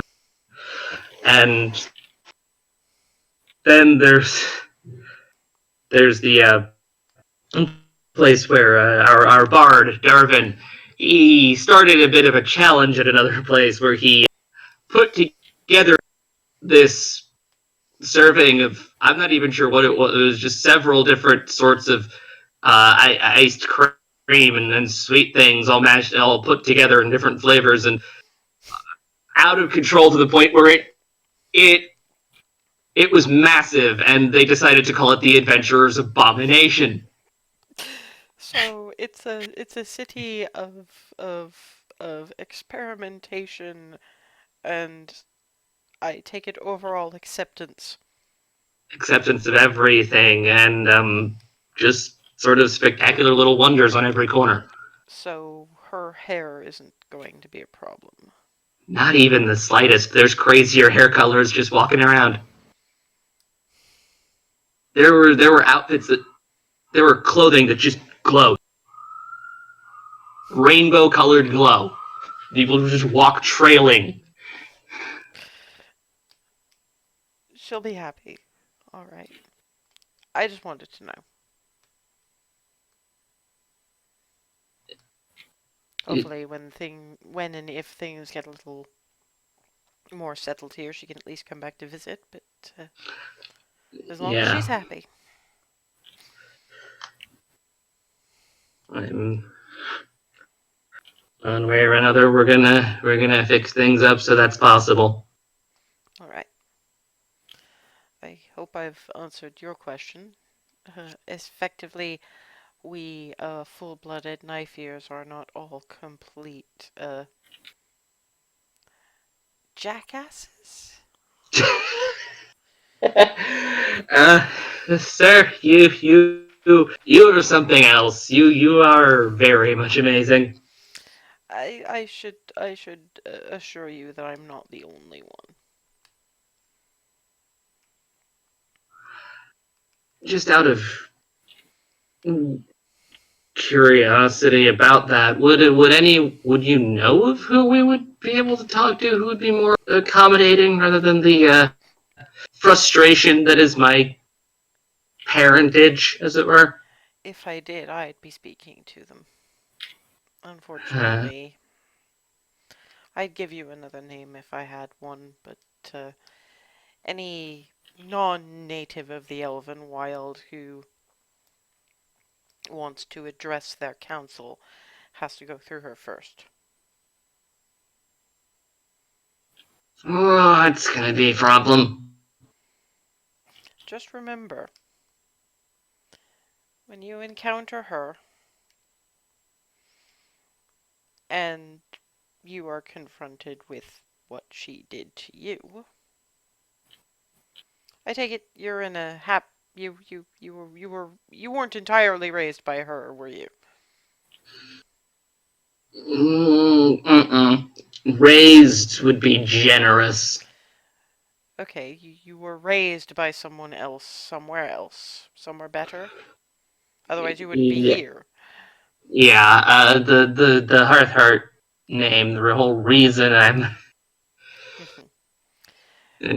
she just kind of dropped me off there, and that's how I got to be me. Well, then she did you a favor. Remember that, and remember that the fault is hers. Nothing that you've ever done. Right? I think that if you were among my children, I'd be proud. Mhm.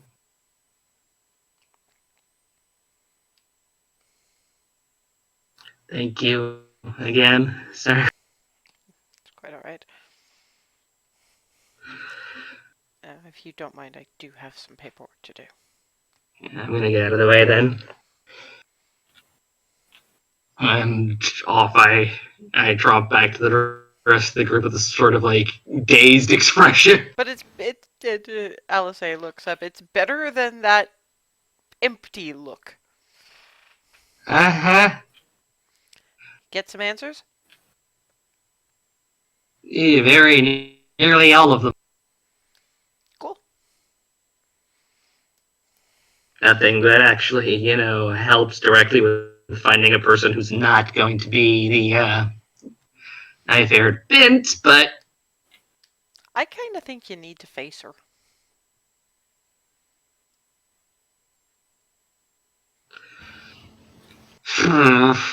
I mean, yeah, but I also don't want to cause us any further, stumbling because I'm not going to be nice to her. It doesn't sound like anybody's really nice to her. We'll work something out. Okay. Besides, she can't afford not to hear you out. Just a reminder that if she doesn't hear you out and dragon shit drops on her head and the head of however they run shit in the Elvenwild without any kind of warning because she ignored the warning because it was in some way unworthy because it wasn't 100% full-blooded elf, then it's, the entire fall of her little empire or whatever it is entirely on her head.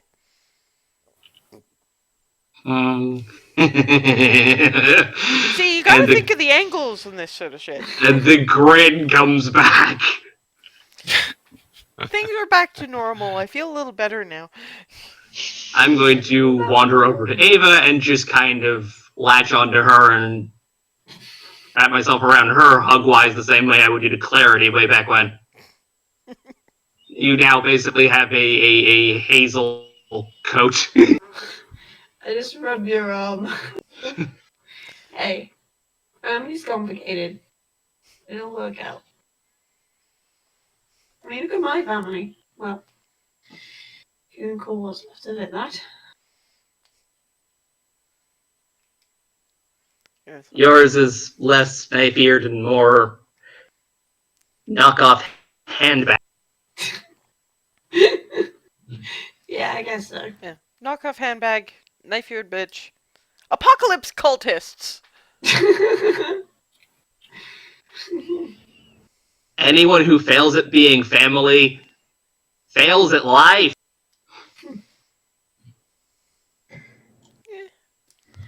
In the end, I think we ended up where we need to be.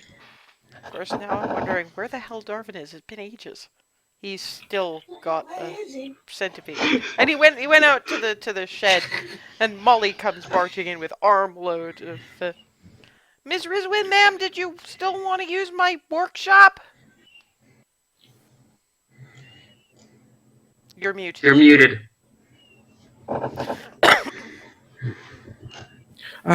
Thanks, but I just can't find the materials. Sorry, I don't work in steel. No, it's not your fault. Don't worry about it.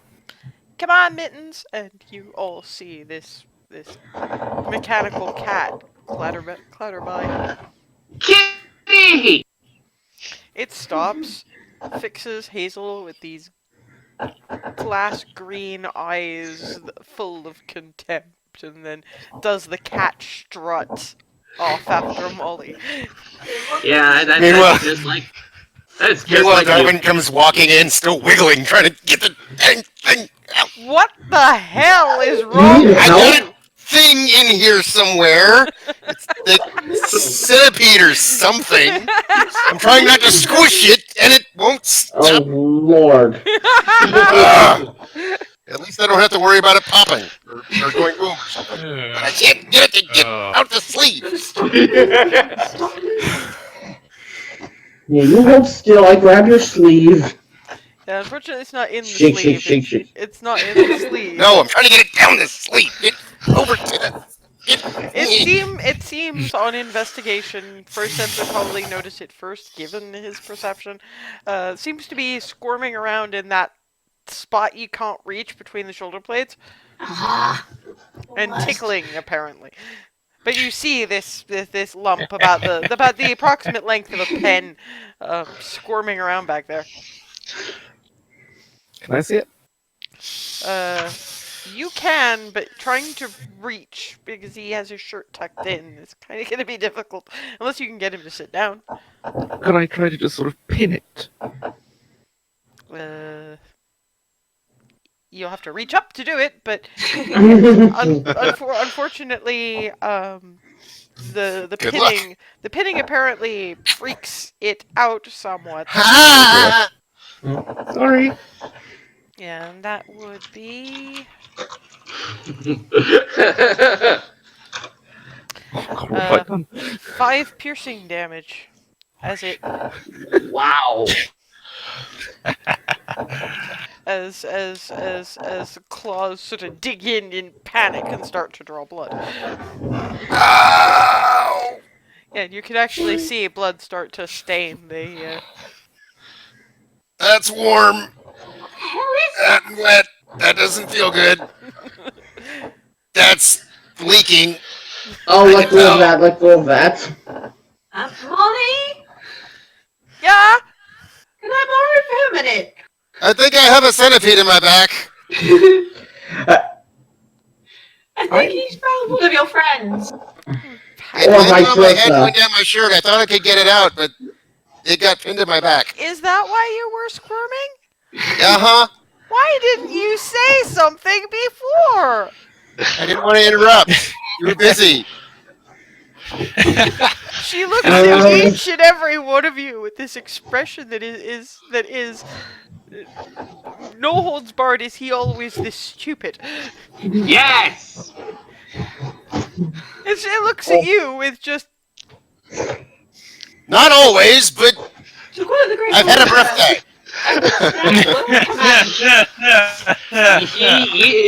To quote him, he's very well acquainted with the taste of his own shoes.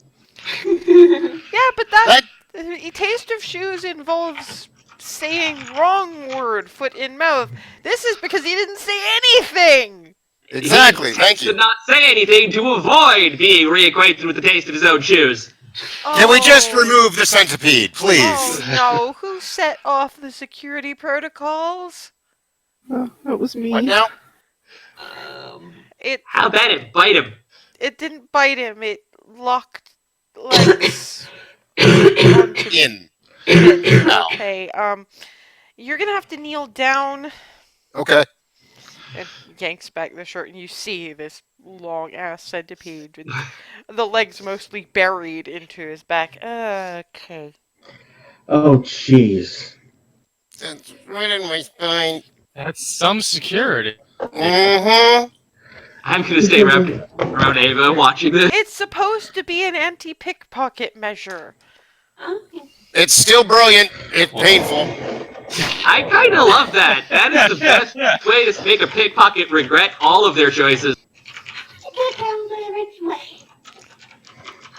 It was probably on the top rafter. Mm-hmm. It fell on my head, and I leaned forward and thinking it would, and it went down my face and then down in my shirt instead. And yeah. Okay.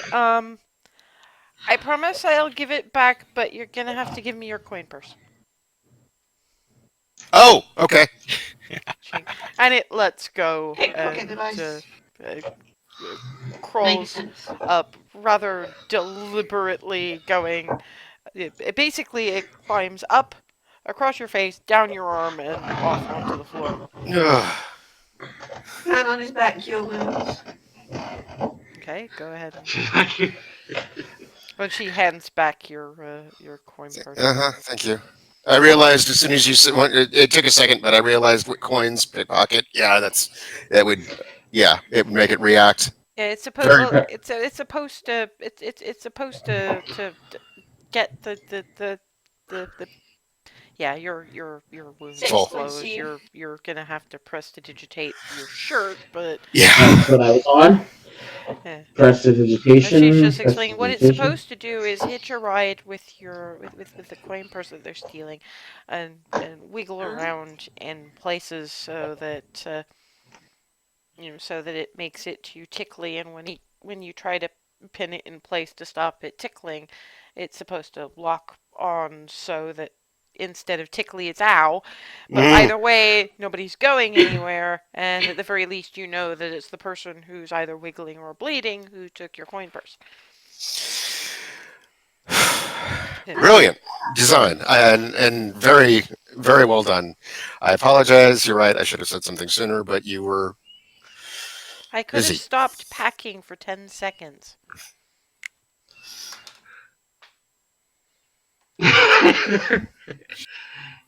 I won't do that again. No, because I'm leaving in the morning.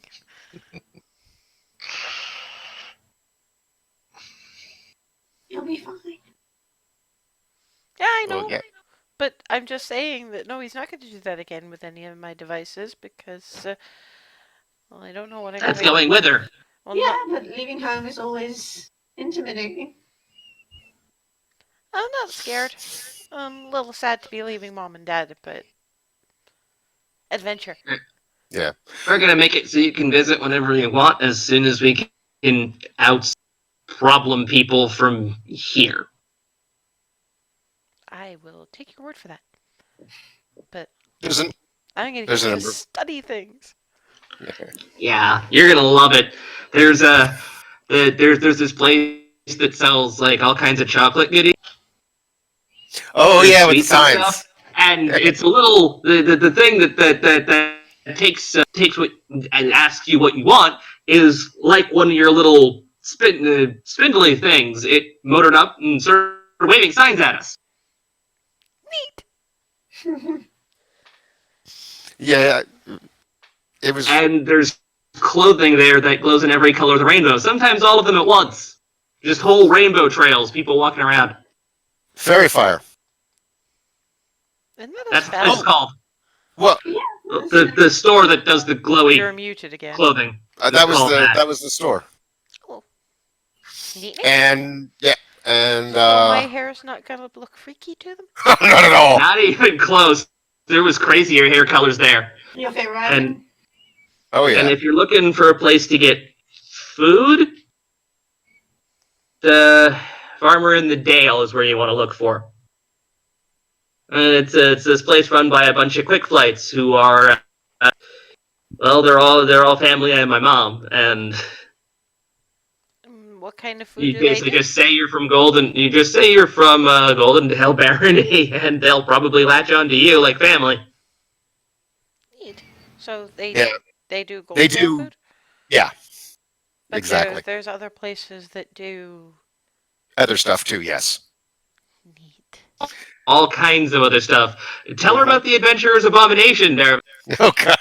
If I remember correctly, it was an iced cream of concoction. It was the flavors involved were I remember cotton candy and birthday cake Bubblegum. and bubble gum.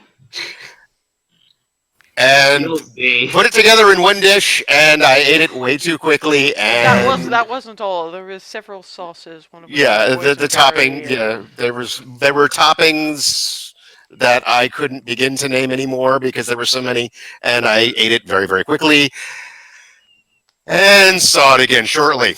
I did make it to the bathroom. To escape. Yeah, but they did honor me by calling it the Adventurous Abomination, and if you finish it, your meal is free. Okay, first, did I really need to know that your dinner made an escape? Did I need to know that? Well, if you Probably not, get but this just fair double warning okay. because Yeah. because don't eat that too quickly or it will try to. Yeah, it was more meant as for warning. I apologize. It's a powerful food. That Silent image. It's like a Bard. fight through a dungeon all by itself. Silent image. Bard looking at a pile of ice cream almost larger than himself. Knife and fork in hand. That doesn't look like something you could eat with a knife and fork. I know, but it's a standard thing, the whole knife and fork and grin. No, yeah, but she's actually saying that. Just Yeah. Okay. Bard with giant two-handed spoon. That was more to the point. Yes, that's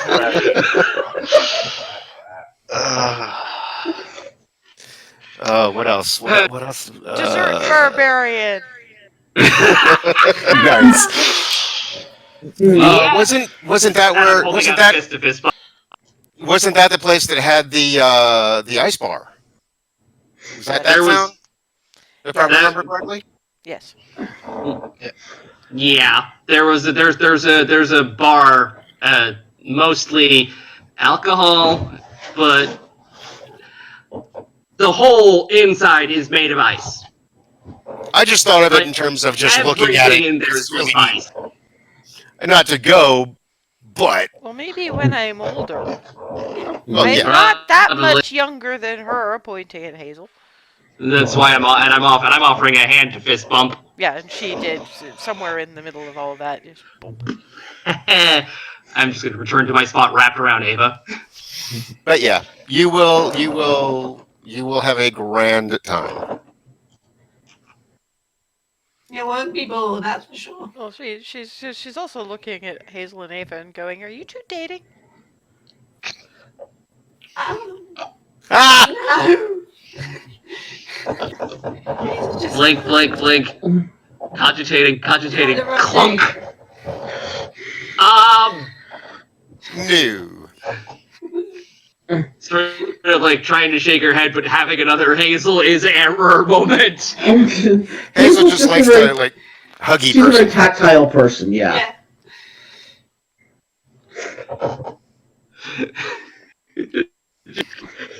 You guys broke Hazel again. Nice work. Well, I was just wondering if that was a place where it was okay for girls to like girls. Oh yes. And Entirely fine. And Alice is just sort of going, "Believe me, we have absolutely zero problem with girls liking girls." Okay, glances at Alice and Remy back and forth. Okay. Those two are dating. We're just a little less public display of cutesy. They are adorable. We are badass warrior women with sides of adorable. Get it right. Way to put it. Sides of adorable and potentially baking. What? Baseball. Baking, because Cressman Bakery. And Alice looks at Remy. Did you actually ever do any of the baking, or were you just like hauling bags of ingredients? Oh, Oh, neat. Okay. they try. Oh, You tried. you tried. Really? Oh boy. I swear, next time we visit your parents, I'm going to ask about the attempts.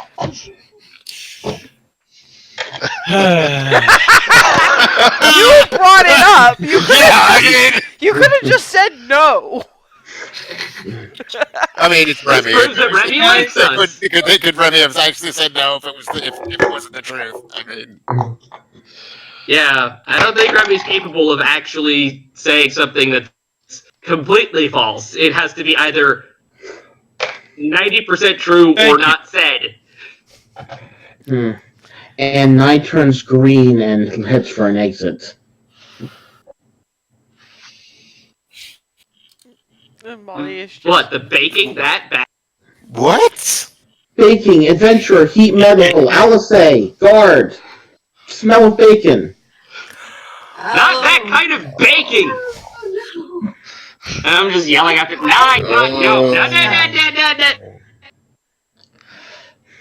I've detached from Alice and I'm following him. Ava, you were attached Oh, to Ava. from Alice. From Ava. Sorry, Braid's first A name that was currently on the brain. Sorry. And Alice is just kind of looking at where Nye took off from and just. I'll be outside. Leaves via the back door. Ava's gonna look at Frostep and sort of get a gauge how he's doing. He's just watching, he's got an entertained look on his face for the most part. Yeah. Just let it happen. Where's Nye? Yeah, that's basic. I saw that. Ellie. And I was more thinking of the exchange with his. No, wait, did he get the sending stone one? He did. He did briefly, sort of hello at the sending stone. And he was clearly not talking to a parent. Oh no, yeah, I don't know. Faraday, do I? No.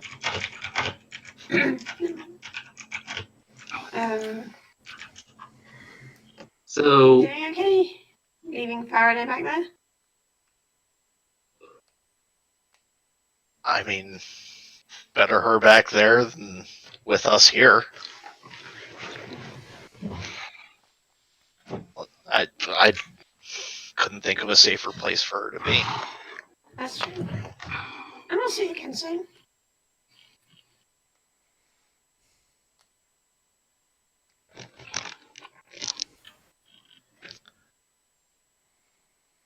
Not sure I heard all that. That We'll was see you'll her see again soon. Yeah.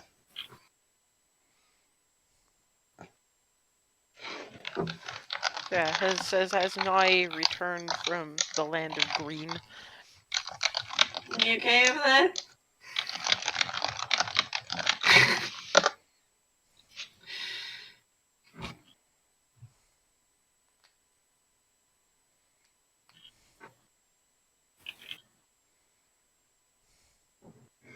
Mostly. Nye, explain. Looking for Molly. Molly went back to her room. Finish up the packing. So when Alice pulled that trick with the heat metal and the guard, with the smell of sizzling bacon, somehow like Adventure Baker and Baking Adventure just kind of crossed in my mind, and yeah. Which kind of puts a new perspective on why Alice left the room.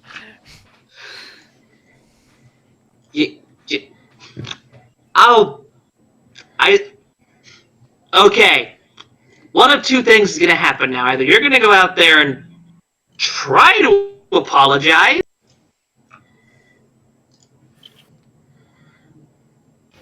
or I'm gonna go out there and talk to her. Take your pick.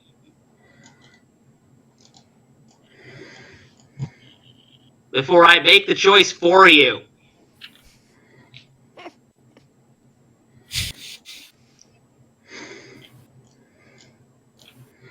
I mean... Right, that's it! Gonna grab him by the scruff and just start sort of frog marching him out. Okay, are you resisting this? Yeah, not very well, apparently. Well, no, that's why I'm going to ask you if you're going to try, because that would be a contested athletics check. No, he's still too confused, like, wait, what did I do that was offensive?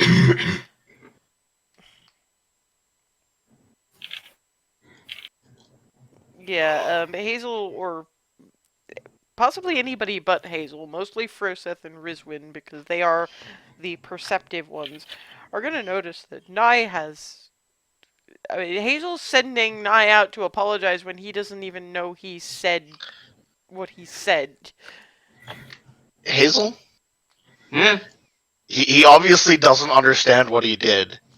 You might want to take a moment, explain.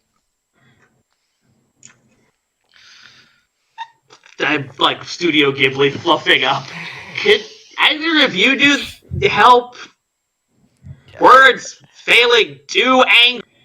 Rizwin and Furseth, this is less what Nai did exactly. It's not like Nai did anything deliberately. It's more, you know, Alice is probably less, you know, full on.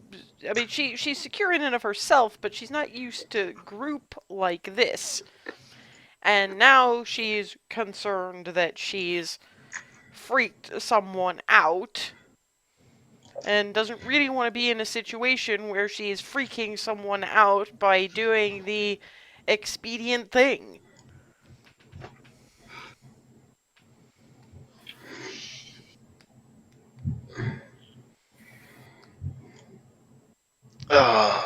Okay. I've still got like a grip on Nye. No, not that bad. Just sort of got you by the scruff, so you're not like trying to escape. Whatever I did, I surrender.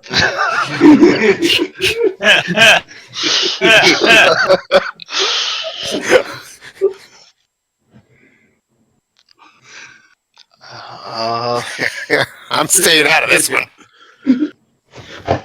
I'm just watching this whole thing go down. I'm just having trouble wrapping my head Rennie's around things lingering. age of character, so During- Yeah, you don't really know Alice or any of this situation well enough to get most of the nuance anyway, because you barely understand what they're talking about with the heat metal thing. You weren't there. I wasn't I? Yes. Yeah. But your passive perception is not that great. And neither is mine. Surprisingly.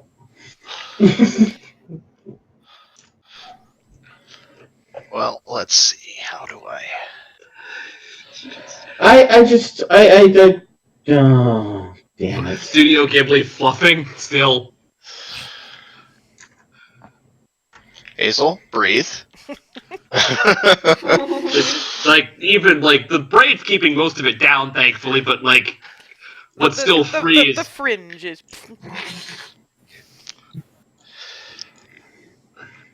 So I'm not sure why I'm the one explaining most of this, since I'm not good with people myself, but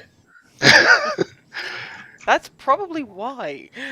it's she. The lack of interactions with groups like us, and she doesn't want. Basically, she obviously made you uncomfortable. Doesn't want to do that, and has exited from the situation because of that.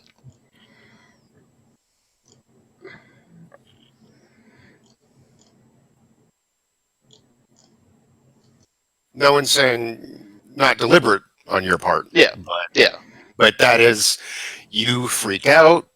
Which was Going off of what Froseth. dreaded the most. Yeah, well,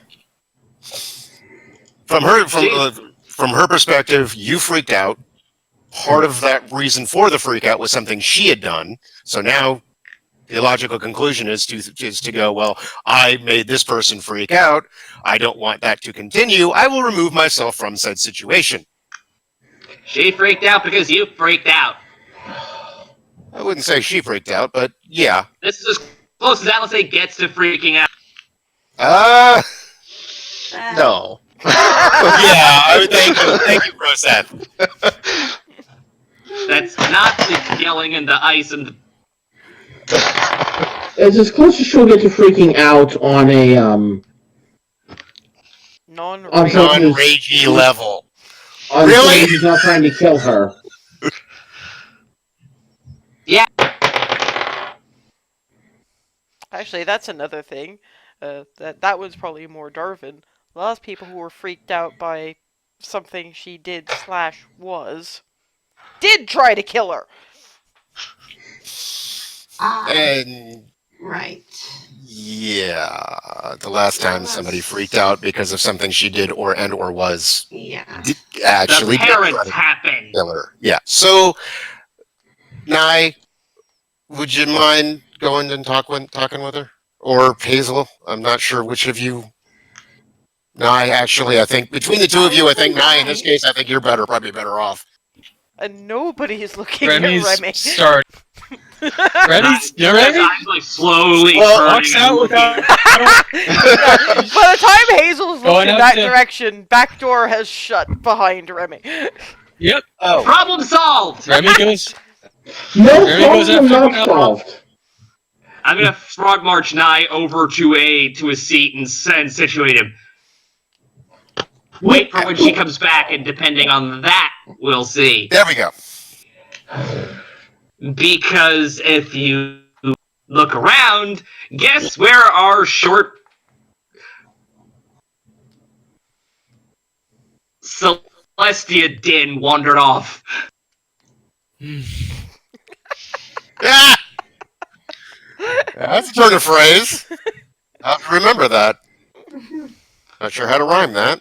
Or Wormadin. I don't know. I'm trying to match the two things that Remy is together, and it's not working. Remy is Remy. Yeah, Remy exactly. is easily, and Remy is easier rhymed. In any case, Remy is thankfully not hearing any of this bullshit. She heads out and finds Alice sitting on a fence, overlooking the general fields. Remy pops down. And gets a quick glance, and then goes back to looking out over the field, going, "You're going to get cold." It is gonna get cold, so she. And you froze entirely there. Uh, I know. she kind of. So she wraps her arm around her shoulders. Yes, I am a space heater. I'm assuming you do get cold. No. Fair enough. But, space heater. Well, I still think you should come inside eventually.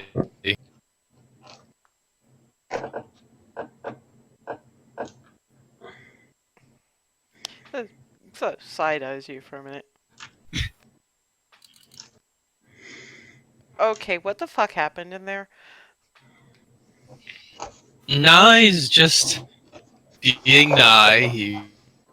A mental image came to mind, apparently, that I know what Maybe. mental image came to mind. It has been freaking him out since I did it. well, he freaks out on a number of things. It's not your fault by any means.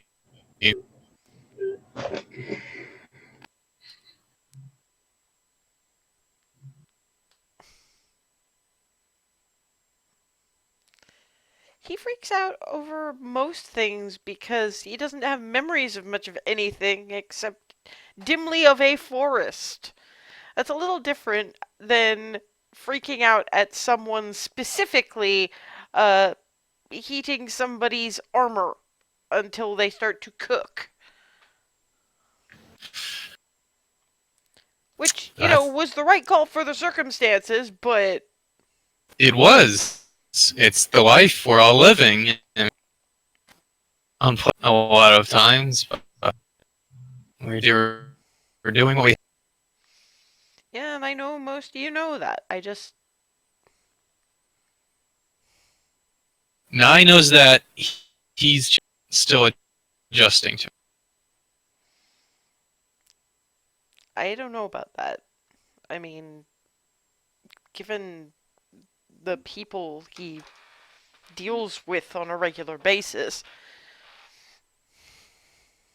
they port us into tourneys and throw us up against dragons, and that doesn't turn him green. I mean, that makes him look very embarrassed because of what.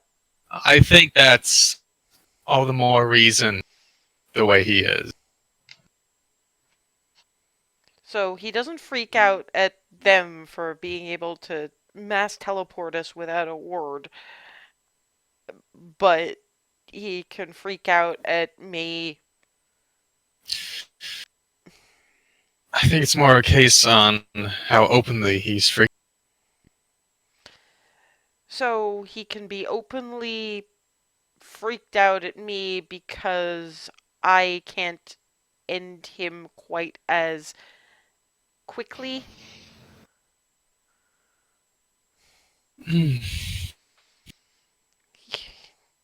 This isn't. You do have to admit you are pretty intimidating.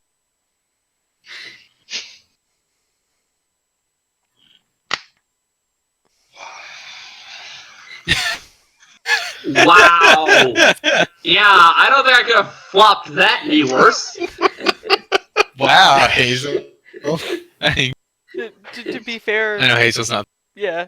Yeah, what I'm so what glad none of us are right now. what I was going to say, quickly out of character, is, in all fairness, from that out of character perspective, he's right. Yeah. Yeah, I know, I'm scary, and I'm kind of a freak. I get it already!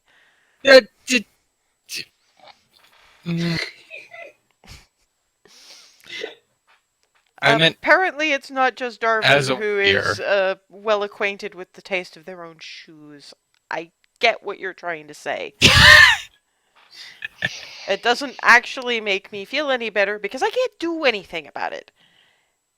Either he's going to get used to it and I'm going to tense up every time he freaks out, or some vague cross connection reminds him how intimidating I apparently am, or I don't even know. I'm in a country I've never been in before. So where, even if I was going to go someplace else so that I don't freak him out anymore, where the hell am I going to go? you're not responsible for. No, but at this point, I also, have to keep doing it to him without any kind of control over it, because as you say, I'm not really responsible for it, but that doesn't change the fact that my existence seems to do that. And I can't go away from it so that I don't freak him out anymore. So I'm being out here so I can calm down and hopefully more or less forget that he went green at the thought of something I did. I'm just trying to calm down. So at some point, Nye has come out and is hearing this and is trying to decide whether he wants to approach further or let her calm down. I suppose the question is, would either of them have noticed me? Yes. Yep, should I percept? Go ahead. Alice is not bothering. Alice is, well, depending on what your perception roll turns out to be, to figure out what. Now we roll the hand of fate. Yeah, no, Remy doesn't really notice Nye because she's a little too busy, noting that Alice is more looking in the general direction of north in a way that's wondering, what is up there, and could I just go be a barbarian someplace? Because this is stupid.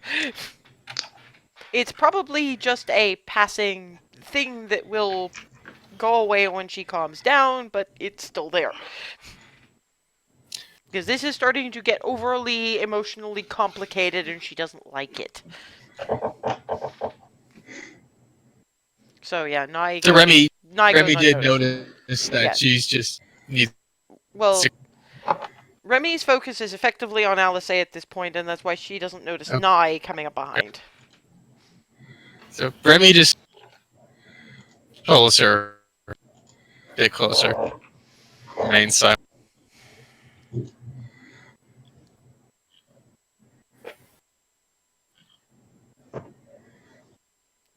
Nye's just decided discretion is the better form of valor and retreats. This is just emotionally squishy and weird. Not you, you're fine. Mostly. Sorry, you hiccuped a little. Yeah, that was, you're fine, mostly. And I mean, you're probably more fine than I think you are, it's just that right now is uncomfortable, and it's probably one of those things that people who are involved do, but how the hell would I know? I'm not great at this either.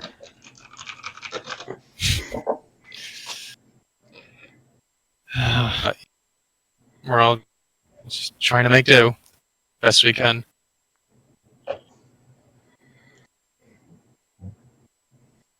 If his socks weren't his protection from the black sludge, I would fill them with weevils.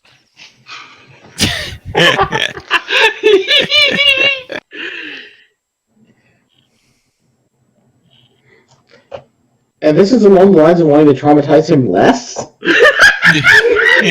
Right now, she's just venting being grumpy, okay? There is much ASMR grump.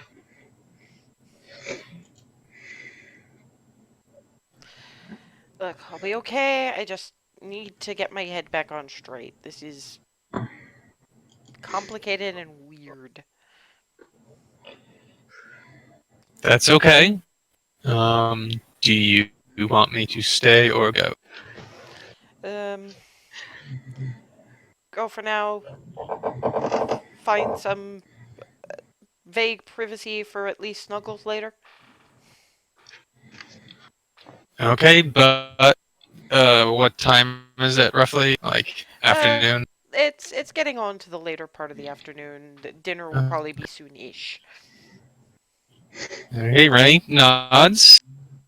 I am going to come back if you don't come for dinner in a couple of hours. Okay, okay. Remy gives her another squeeze and heads back. And re-enter Remy. Stump. Right in front of Remy. Yes? No? She's fine. Just let her be. Just Hazel a look. Insight check. Insight and poker face deception. Go for it.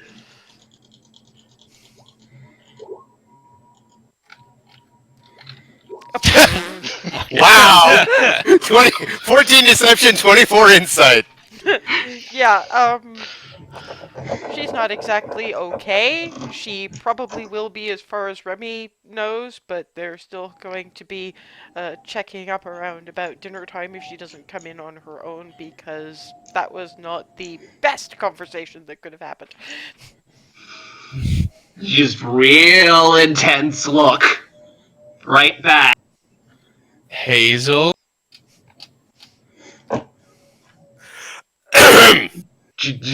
Out of work, just continuing the intense look, reach, pat on the shoulder, and I'm gonna go back to just go back and settle. Remy.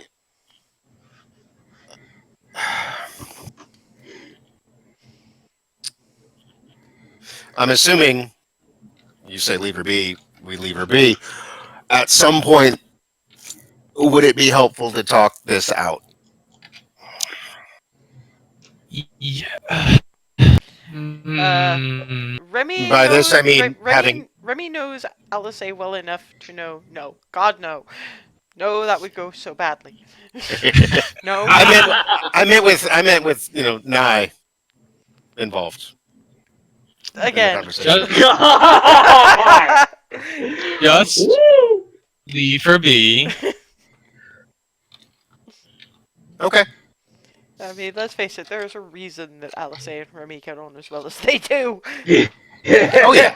That's why. It's a don't make me talk about it thing. That's why I'm not questioning.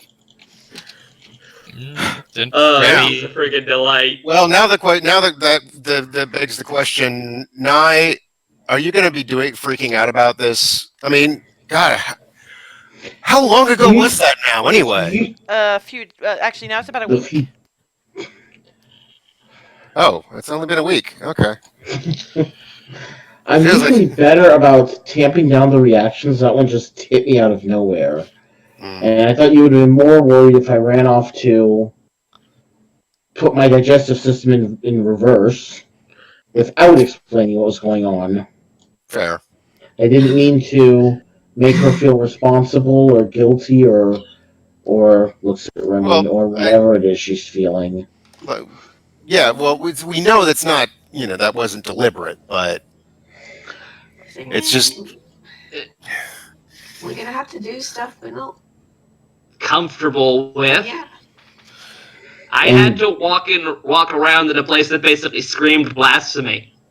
I had to kill the reanimated body of my mother. There was that, as well as major blows to the mental capacity. So We're all kind of messed up.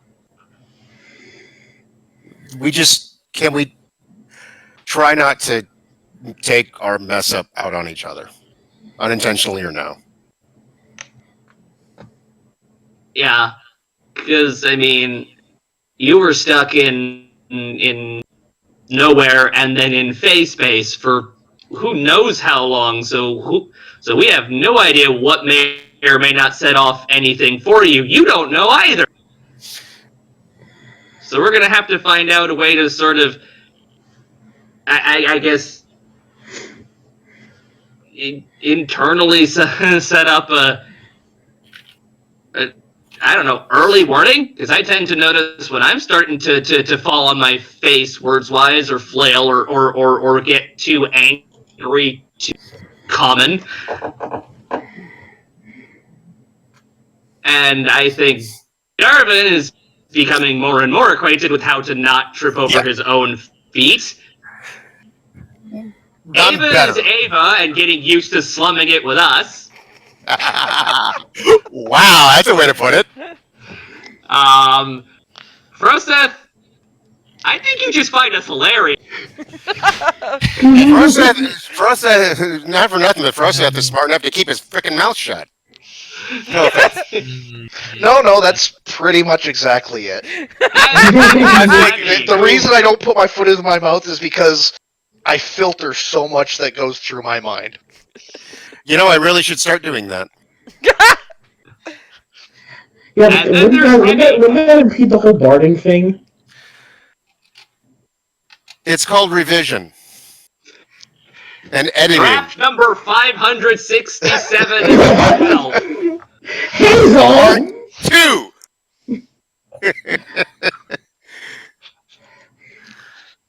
And then there's our delightful Remy. Again, much like Froseth. Kind of. More akin to keeps mouth shut to the point of possibly flubbing it because of said shut mouth. Remy rolls her eye. And then there was the whole thing in Valerace where you started reaching for pointy things in front of people. Okay. And the scheduled bar fight. Please don't forget the scheduled bar fight. Yeah, then there was and of course your attempt to do something that no one should do, which is schedule a bar fight. Well, I couldn't very well fight him in the middle of the schedule bar fight.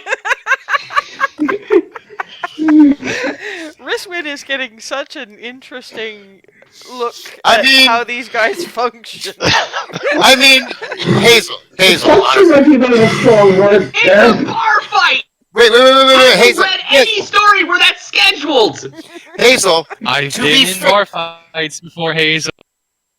to be fair, Hazel, if anyone on this plane or any other were actually capable of scheduling a bar fight, who do you think it would be?